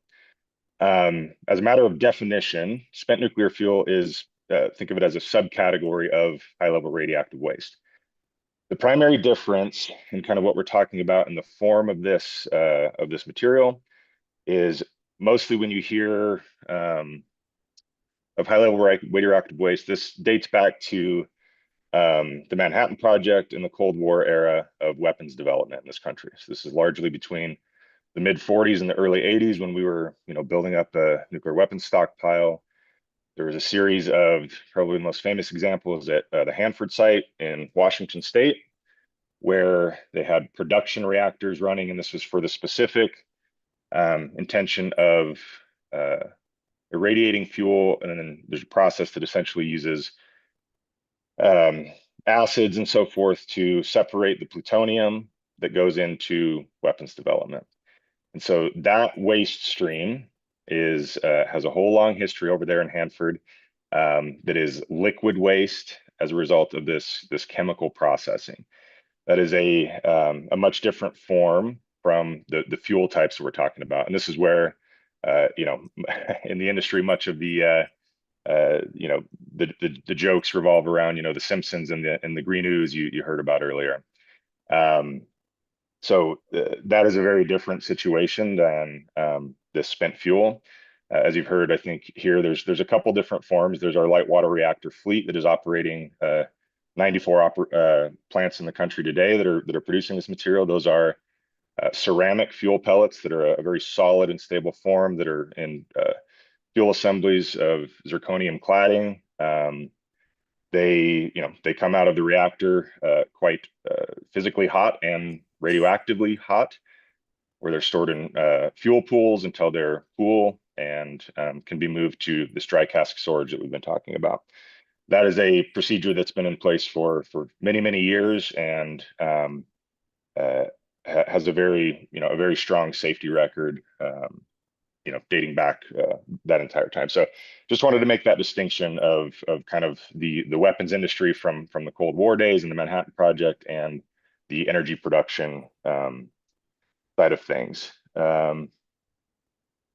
Other than that, I'm happy to try to address any other questions that maybe I missed or that are burning that you haven't got an answer to yet. I'll do my best to answer those. So. All right, thank you. Any questions for Mr. Schwab? Representative Knapp, please. Mr. Chairman, thank you. Mr. Schwab, since you mentioned it, what I was referring to actually was a Stanford report in 2022 specifically on small modular reactors. Do you have a comment on that? Mr. Schwab. Mr. Chairman, Representative Knapp, I have not read that specific report. I do know that, with some of these advanced fuels that are in, they've been being researched for, decade plus. I guess more specific to what we're talking about here with these micro reactors of various sizes are leveraging this TRISO fuel form, which again has been researched for a long time. It was an effort by DOE and DOD to use this. DOE has dubbed this the most robust fuel form on Earth. So this is each individual kernel of this fuel is about the size of the tip of your pen. It's got a core of enriched uranium using HALEU, so just below that 20% U-235 enrichment. And then it's shielded in several layers of ceramic and graphite materials. And sort of the intention of that is when you see, the big containment vessels at an operating reactor, the purpose of those is to, should there be an incident, those are designed and licensed to, keep in any sort of radiation release. With the TRISO fuel form, that is bundled down to the individual kernel level. And so it's been tested in excess of 1600 degrees Celsius, and is shown to hold up in those, really extreme conditions, far exceeding the operating conditions of the reactor. And so, they've looked at that as far as how that burns up and how it, gets managed in storage. And it is, likely to be even significantly safer than, the existing fuel that we've been using in our light water fleet, for decades. All right, thank you. Thank you very much, Mr. Schwab. Appreciate your testimony. Now we'll move on to the next individual. Ronnie Franovich. Mr. Franowich. Ms. Franovich, So, good morning. When you popped up on the screen, I realized I made a mistake there. No worries.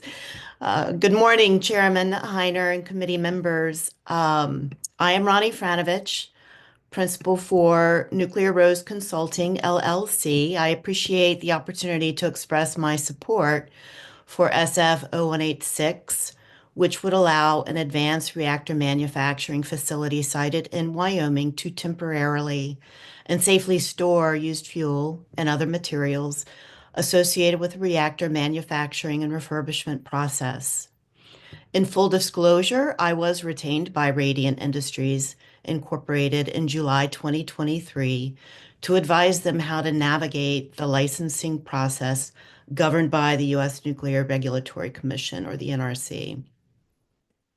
I am a qualified reactor inspector with 30 years of NRC work experience.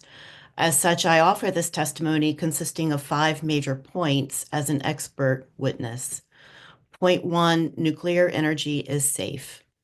No fatality has been attributed to radiation exposure from commercial nuclear energy or used fuel storage in the United States.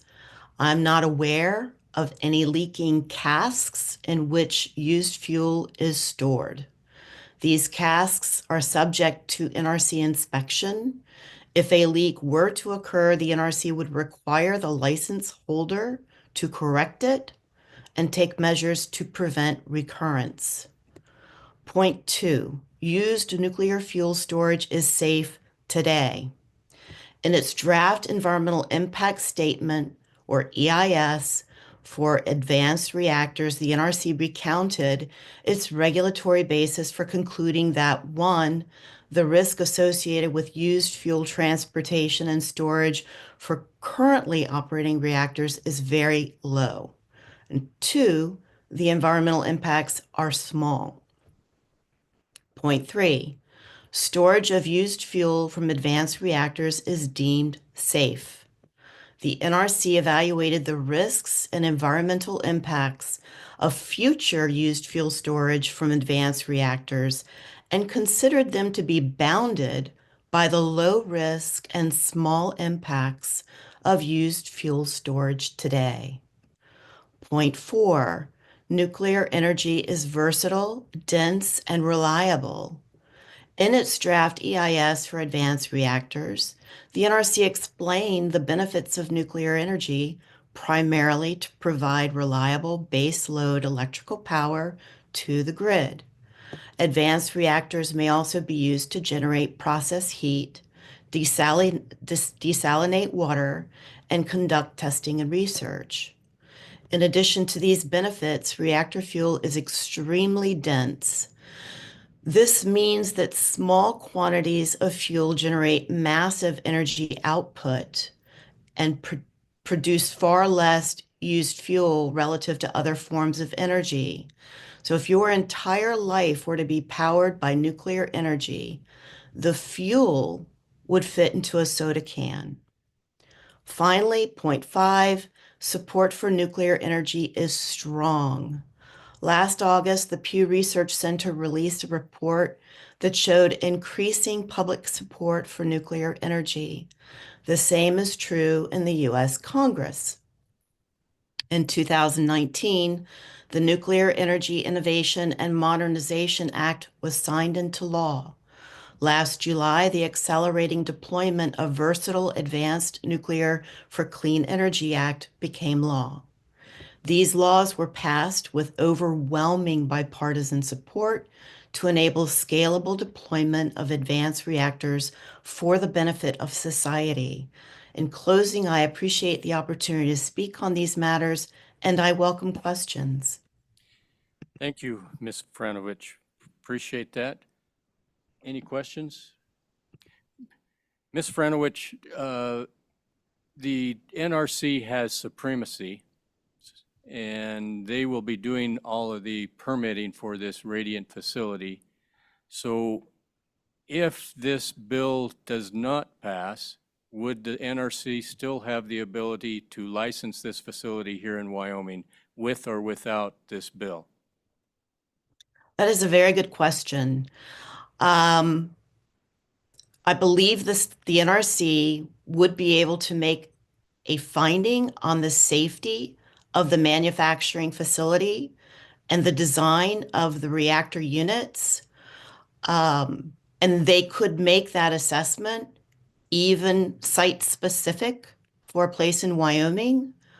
But unless Wyoming permits the manufacturing facility to be actually constructed and to produce reactor units, the NRC's authority would not result in the license holder's ability to proceed with its business plan. So in short, the NRC is the authority on the safety and environmental impact of the facility, but the state would also need to permit the manufacturing facility to be constructed and producing microreactor units. Does that answer your question? Yes, yes, thank you very much. You're welcome. Okay, let's go on to the next testimony. Mr. Matt Wilson with Radiant. Please Mr. Chairman. introduce yourself and proceed. Mr. Chairman, thank you for having me. Matt Wilson, I'm calling in on behalf of Radiant as Director of Operations. I've heard Radiant's name mentioned a handful of times this morning. I'll call out that as we're reviewing this specific Senate file and thinking about how the nuclear industry has already started to grow in Wyoming, not just from the original mining that's been happening for decades, but with TerraPower, the Natrium reactor, potentially Radiant, other parties. If Radiant does site, we don't want to be the last nuclear company to come to Wyoming, and we're really excited about what the future could look like in the advanced reactor space and across other areas of the nuclear industry. I heard a lot of questions. I think going through Radiant's business model and licensing strategy will answer the vast majority of them. So it was mentioned that Radiant's building a 1 megawatt micronuclear reactor. It will be in a single container, transportable. Primary market will be North America to start, but there are international opportunities as well. It's a high temperature gas reactor. The only reason I call that out is just to make it clear there's no water involved in our operation. And so even on the manufacturing side, we will be a low water user, which is, I think, something that has been attractive when we've been talking to different communities in Wyoming where we could potentially site. And then when it comes to working with communities, we still need to finalize the land agreement. We're also monitoring the Senate file as an example, but prior to any activities happening at a site, we're planning on picking up our community engagement efforts and broadening the conversation so that folks understand what Radiant's trying to accomplish in the community that we plan on going to. And if we do site in Wyoming, I will call it Natrona County as our preferred site currently. So 1 megawatt micronuclear reactor. I'll switch over to the licensing side on the customer deployment. So I did hear why is Radiant choosing to refuel and manage the spent fuel at the factory site? Outside of the economics making more sense from our perspective, our main competition will be diesel generators. And we want to look and feel as close to a diesel generator at a customer site as possible. The NRC has signaled that they are finding pathways for microreactors to site within 6 months of identifying a specific location at a customer site. That's an operating license that we would be receiving. if we had to focus on fueling, spent fuel, et cetera, that 6-month process turns into a 3 to 5 year process real quick. We do not look like a diesel generator at that point. I don't think we would sell a single reactor. So the licensing side is just as much why we have chosen to have the entire nuclear life cycle at our factory, outside of, again, from the economic side, it making sense. A 50 megawatt reactor, a 200, 300 megawatt reactor, the market can allow for a 3 to 4 year timeline for construction and licensing. It won't work for our model. So then I'll flip over to the factory side and our strategy to building the factory and being able to manufacture these units in Wyoming. So it is true. We're in prototype development stage right now. We're part of the Idaho National Labs DOME program, like Demonstration of Microreactors program, and we're building our nuclear prototype right now, and we'll be shipping it to Idaho National Lab in 2026 and fueling it at the Idaho National Lab. After a successful fueling demonstration, it will be the first new design of a nuclear reactor to have been fueled in the last, I think, close to 50 years, to give you an idea of what it means for the industry. We will not have built our factory or be anywhere close to fueling a reactor in Wyoming after that test. However, we need to start the Nuclear Regulatory Commission licensing pathways now. And a big piece of that is being able to name a site and do all the environmental work to be able to prepare for the commercial factory. So going back to Wyoming, it is a major risk for Radiant if we were to go through the various licensing pathways. We need to get a manufacturing license, a transport license, a materials license. If we go through all this effort and we don't know if we'll be able to apply for a interim spent fuel storage facility license, that's a major risk to our business model. And these all take a long time. So all that we're asking for, what we see the Senate file doing, is allowing us a pathway to follow these steps of showing a successful field demonstration, getting all of the various approvals from the Nuclear Regulatory Commission, building the factory, and then eventually fueling and deploying these reactors around, again, North America and potentially international markets. When it comes to the finances, Radiant is mainly privately funded right now, around $170 million to date. We are having conversations with the Wyoming Business Council, what it would look like to support some early build out, but the vast majority of the dollars for factory build out and deployment will come directly from Radiant. We will consider and explore federal grant and loan opportunities. All of those avenues open up after we have had a successful demonstration of our microreactor at the Idaho National Lab. We do not have enough dollars set aside to build out the factory. It will happen once we have the successful demonstration at Idaho National Lab, and a big piece of that next funding round, whether or not it is federal, private, et cetera, is going to be not just to have dollars for factory build out, employees, et cetera, but it's going to be the long-term operating of a spent fuel storage facility and the management of that process. So in a best case scenario, we're deploying our first reactors at the end of the decade. The very first reactor will come back to be refueled, let's say 2033, 34, 35, somewhere around there. So we will have all of that as a part of our financial strategy. But again, it all goes to building the factory and deploying all of that. And all of that only happens once we have shown, again, being a startup, we have shown a ton of success as we are starting all of that process. The last point, then I'll take questions. Going back to what does the spent fuel look like? How much spent fuel? I'll talk in megawatts. I think that's the simplest way. 1 megawatt, the major reactors around the US are typically 1 gigawatt, so 1,000 times our size. We're setting up our factory to be able to manufacture up to 50 of these a year. So again, if we're incredibly successful building 50 of these a year, it would take 20 years of building these units to equate to running a mega reactor around the US over a 2 to 3 year period. So we're talking about a minuscule amount of spent fuel. It is in TRISO form, which the Department of Energy says is the safest form of nuclear fuel that you can use. And we're optimistic that, again, Wyoming will be new to spent fuel, but there are a lot of other states that are very interested in understanding what is the long-term strategy here and have decades of work prior to Wyoming. And so I think other states will lead the conversation around what does a permanent repository look like, temporary fuel reprocessing. We're interested and we'll follow those conversations as they go. Thank you. Thank you, Mr. Wilson. Any questions for Mr. Wilson? Oh, we got hands everywhere. So we'll start over here with Representative Campbell. Thank you, Mr. Chairman. Thank you, Mr. Wilson. Tell me about some of these states. Which other states are interested in your technology? Thank you. Mr. Wilson. Mr. Chairman, Representative Campbell, just to clarify, are you asking for potential customers, or are you talking about the factory operations? No, I'm talking about factory operations. What states are interested in manufacturing this and taking on the nuclear storage challenge? Mr. Wilson.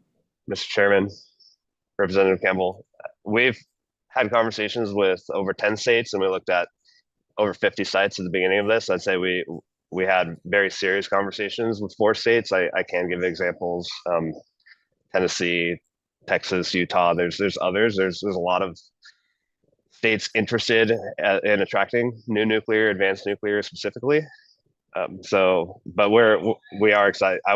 Radiant would not be here if there wasn't express interest in siting in Wyoming. Follow up, Mr. Campbell. Follow up. Mr. Wilson, the reason I'm asking is I would like to reach out to some of these other states and see what their thoughts are in regard to this. So that's the reason why I was asking for specifics. Thank you. Mr. Campbell, that may be confidential information, or Mr. Wilson, is that something you would share or confidential? Mr. Chairman, I would say it's open that we've looked at several states. I don't think I would ask specifically Radiant's model. I'd ask micro nuclear, advanced nuclear reactor, what does the spent fuel storage look like? But what I'd look at is, if you're asking about that specifically, is where are there reactors operating in the US today? And there are several states. So I called out a handful. There was 10 states that we had active conversations with around this topic. So.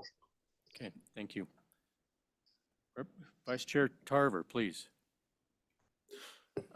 Mr. Wilson, thank you for your testimony, and this is very intriguing. I'm excited about it, but I'll tell you what, being a representative, I have to do my due diligence here, and we can repeal, this as fast as we put it in place. So if we just rushed it through and passed it, it's I don't know what assurances you would have anyway. So my question is, if we take this to interim, we do a deep dive into this, we educate the public.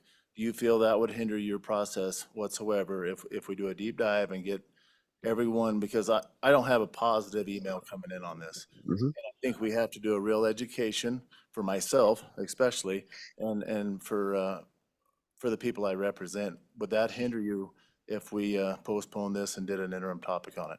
Mr. Wilson, please.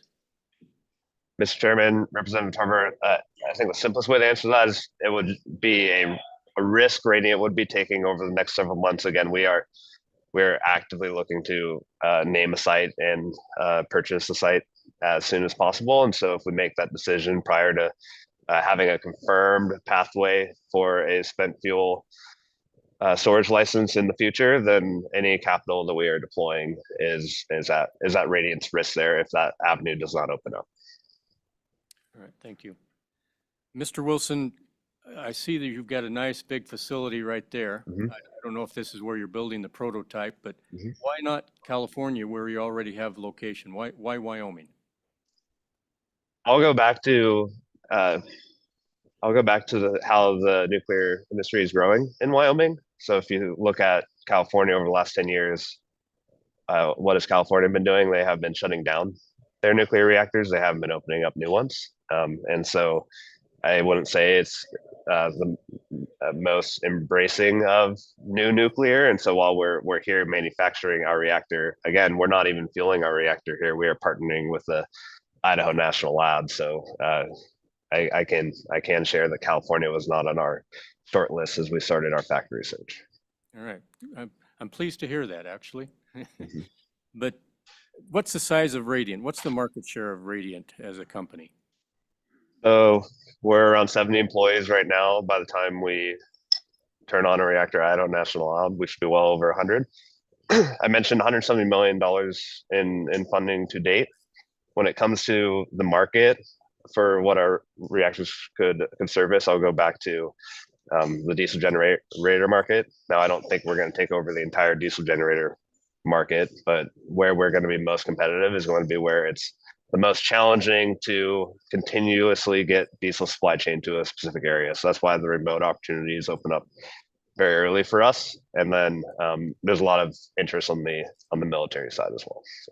So Mr. Wilson, is Radiant a public or a private company? And if it's public, what is the net worth of the company? Mr. Chairman, private.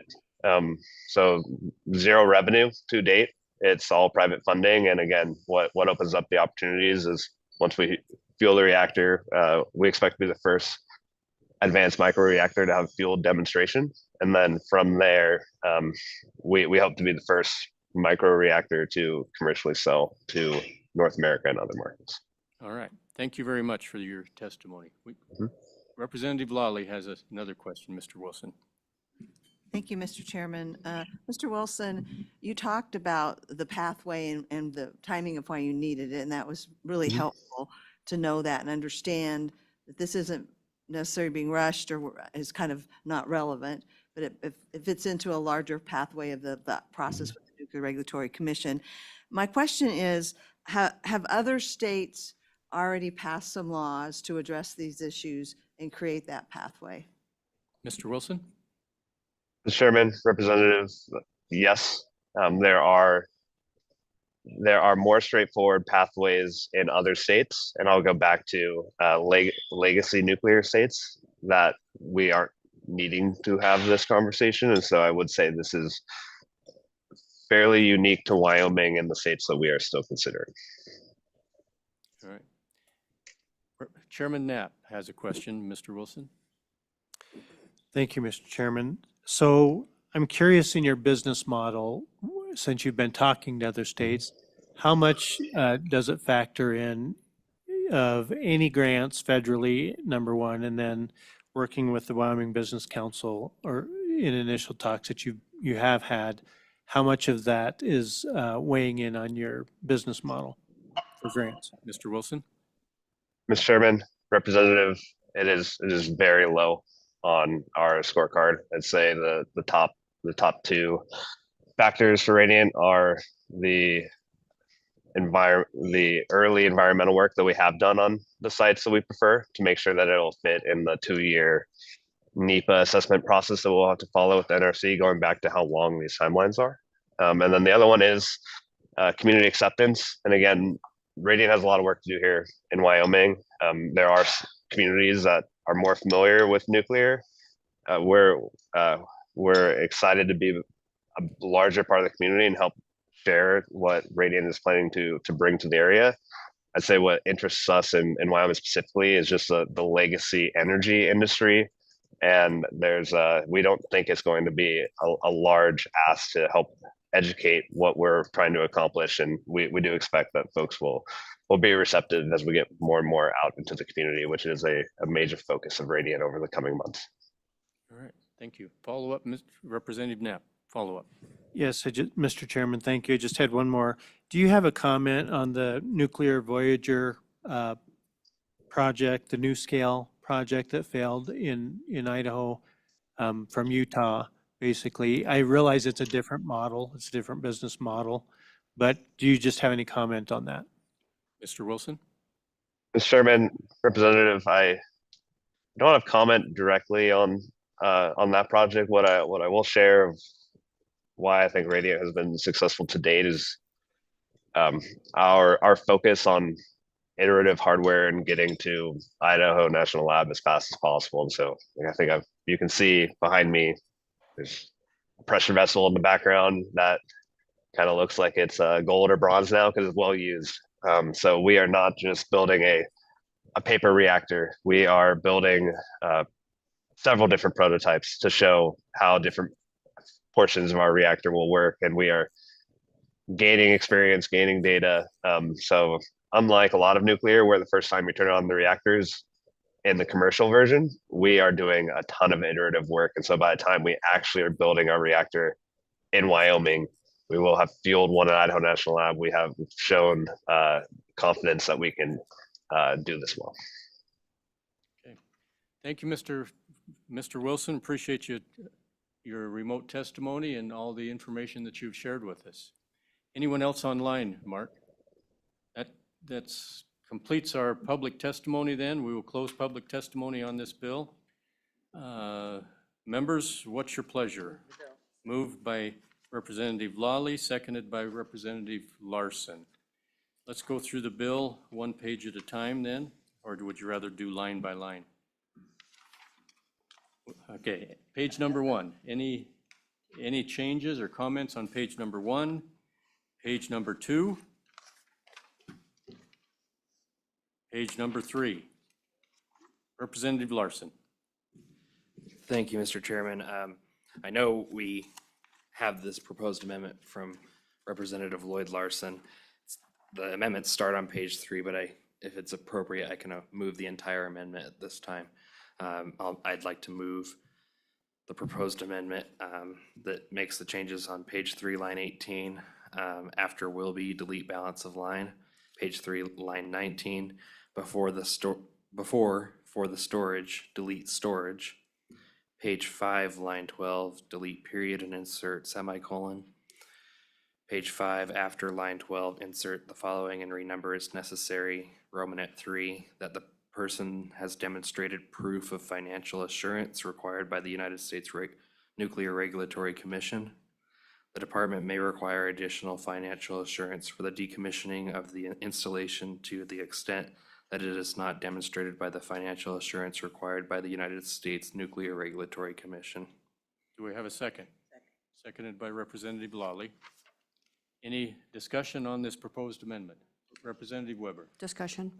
Thank you, Mr. Chairman. Back on page 3, line 18, I think it's important to keep the word temporary in there, as there is no evidence that we will, in the future, that we'll ever have a permanent storage anywhere.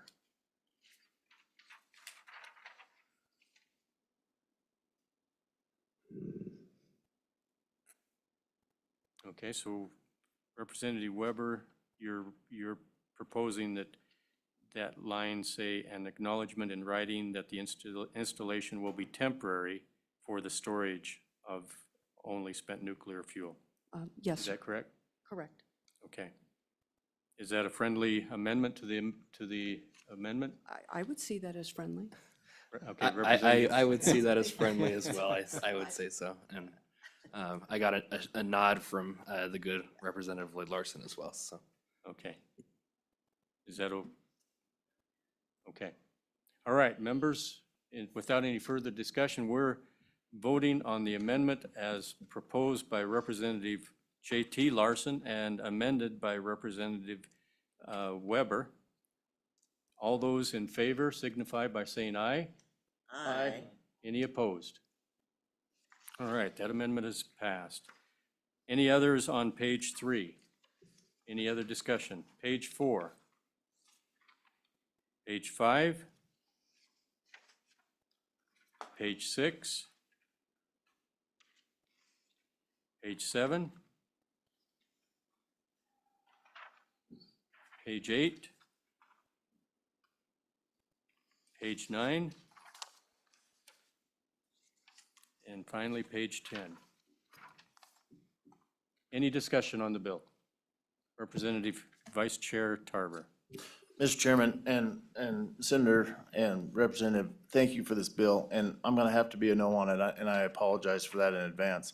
The reason for it is I can't do this to my constituents without a deeper dive on this, the storage of the facility, or the waste, and I do apologize for this, but I feel that we do have the time. We need to work it through the interim, and I just want folks to know I will be a no on this. All right, any other discussion? Representative Larson, JT. Thank you, Mr. Chairman. And there was a concern brought up earlier that the waste that's produced by these types of manufacturers could be coming from all over the world. And I just want to kind of tie 2 points of the bill together for the committee to look at. So the definition for advanced nuclear reactor manufacturer specifically requires that that manufacturer be located in Wyoming. And then it ties it to, on page 5, Romanet 2, starting on line 6, that it only stores spent fuel from the advanced nuclear reactors, and goes on there. So I think that's where it ties, that it has to be produced here in the state. And so I'm not concerned about us taking other states or other countries' nuclear waste because of that tie of the definition.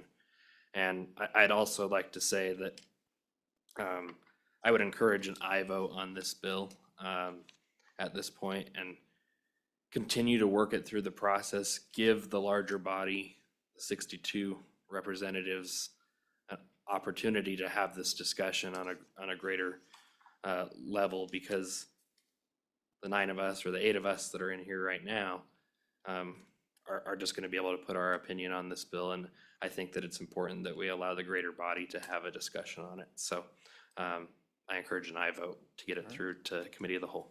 Thank you, Representative Larson. Representative Lawley, please. Thank you, Mr. Chairman. I also want to point out concerning the issue of whether there might be some loophole here about spent waste being sent back from, that wasn't manufactured in Wyoming. There's several passages in here that close that loophole, and another one is on page 3. It's one that we amended.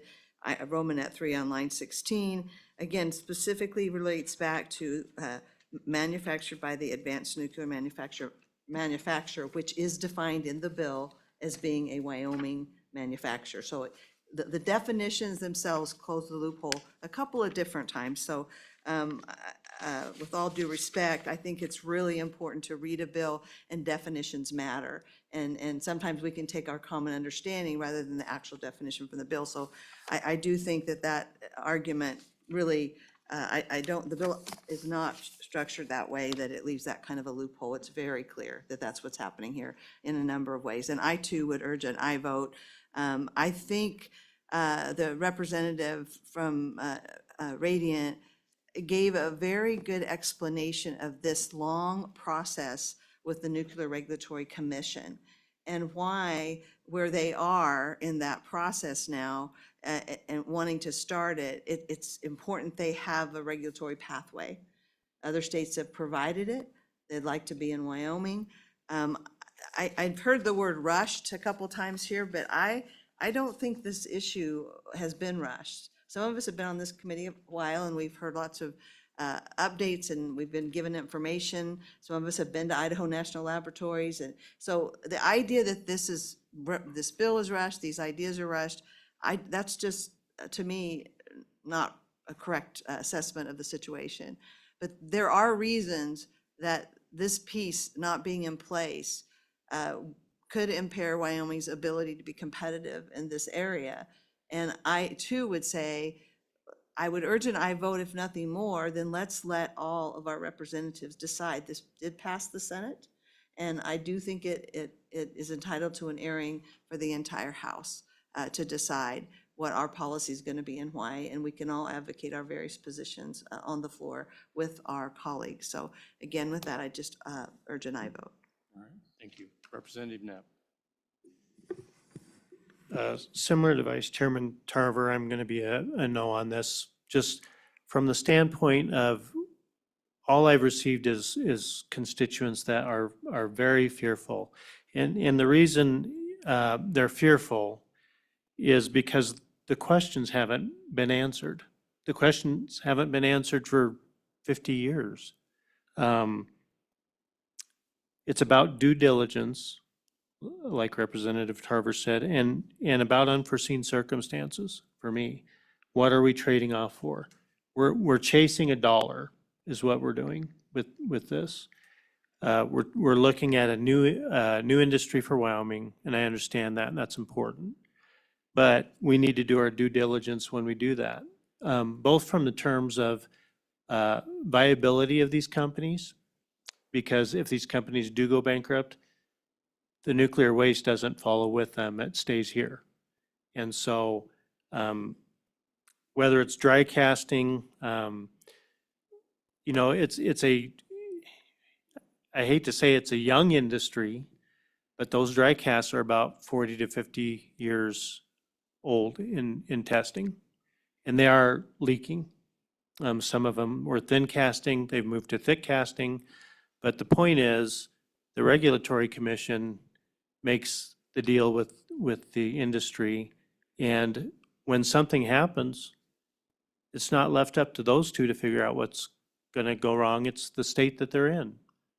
And so I think it's important that we maybe have this as an interim topic, but I would like to hear from a lot more experts on the storage of this and the level of radioactivity from the small nuclear reactors, because there's some confusion, I guess, here of whether it's a higher radioactive content that does go into casting and cement and steel and things like that, or if it's a lesser amount. So for the constituents that I have, I'd like to answer those questions before we ink a deal that basically allows this to continue to go, maybe not rushed, but faster than their comfort level.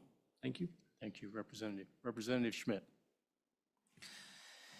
Thank you, Mr. Chairman. I too am probably going to be a no vote on this for a lot of the same reasons Representative Tarver and Knapp have explained. I have not received one positive email from a constituent, not just from my district, but from anywhere in the state. I think Radiant and supporters of the bill have a lot more work to do to get the public involved in this and get their ideas and explanations out to the public. I think it's going to make a great interim topic for us, as Mr. Representative Knapp just explained, to give us more time to talk to more experts, learn more about the processes and what we need to do. But I just think there's a lot more legwork needs to be done before we move this bill and get it before the body. Thank you. Thank you. Mark, this is going to be a roll call vote for Senate File 186 as amended. Please call the roll.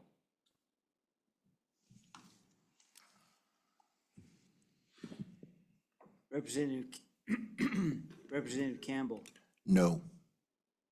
Representative Knapp, No. Representative Larson, Aye. Representative Lawley, Aye.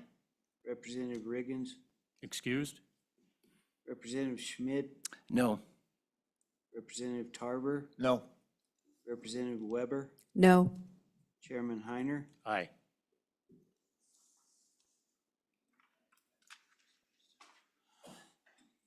Three aye, 5 no, 1 excused.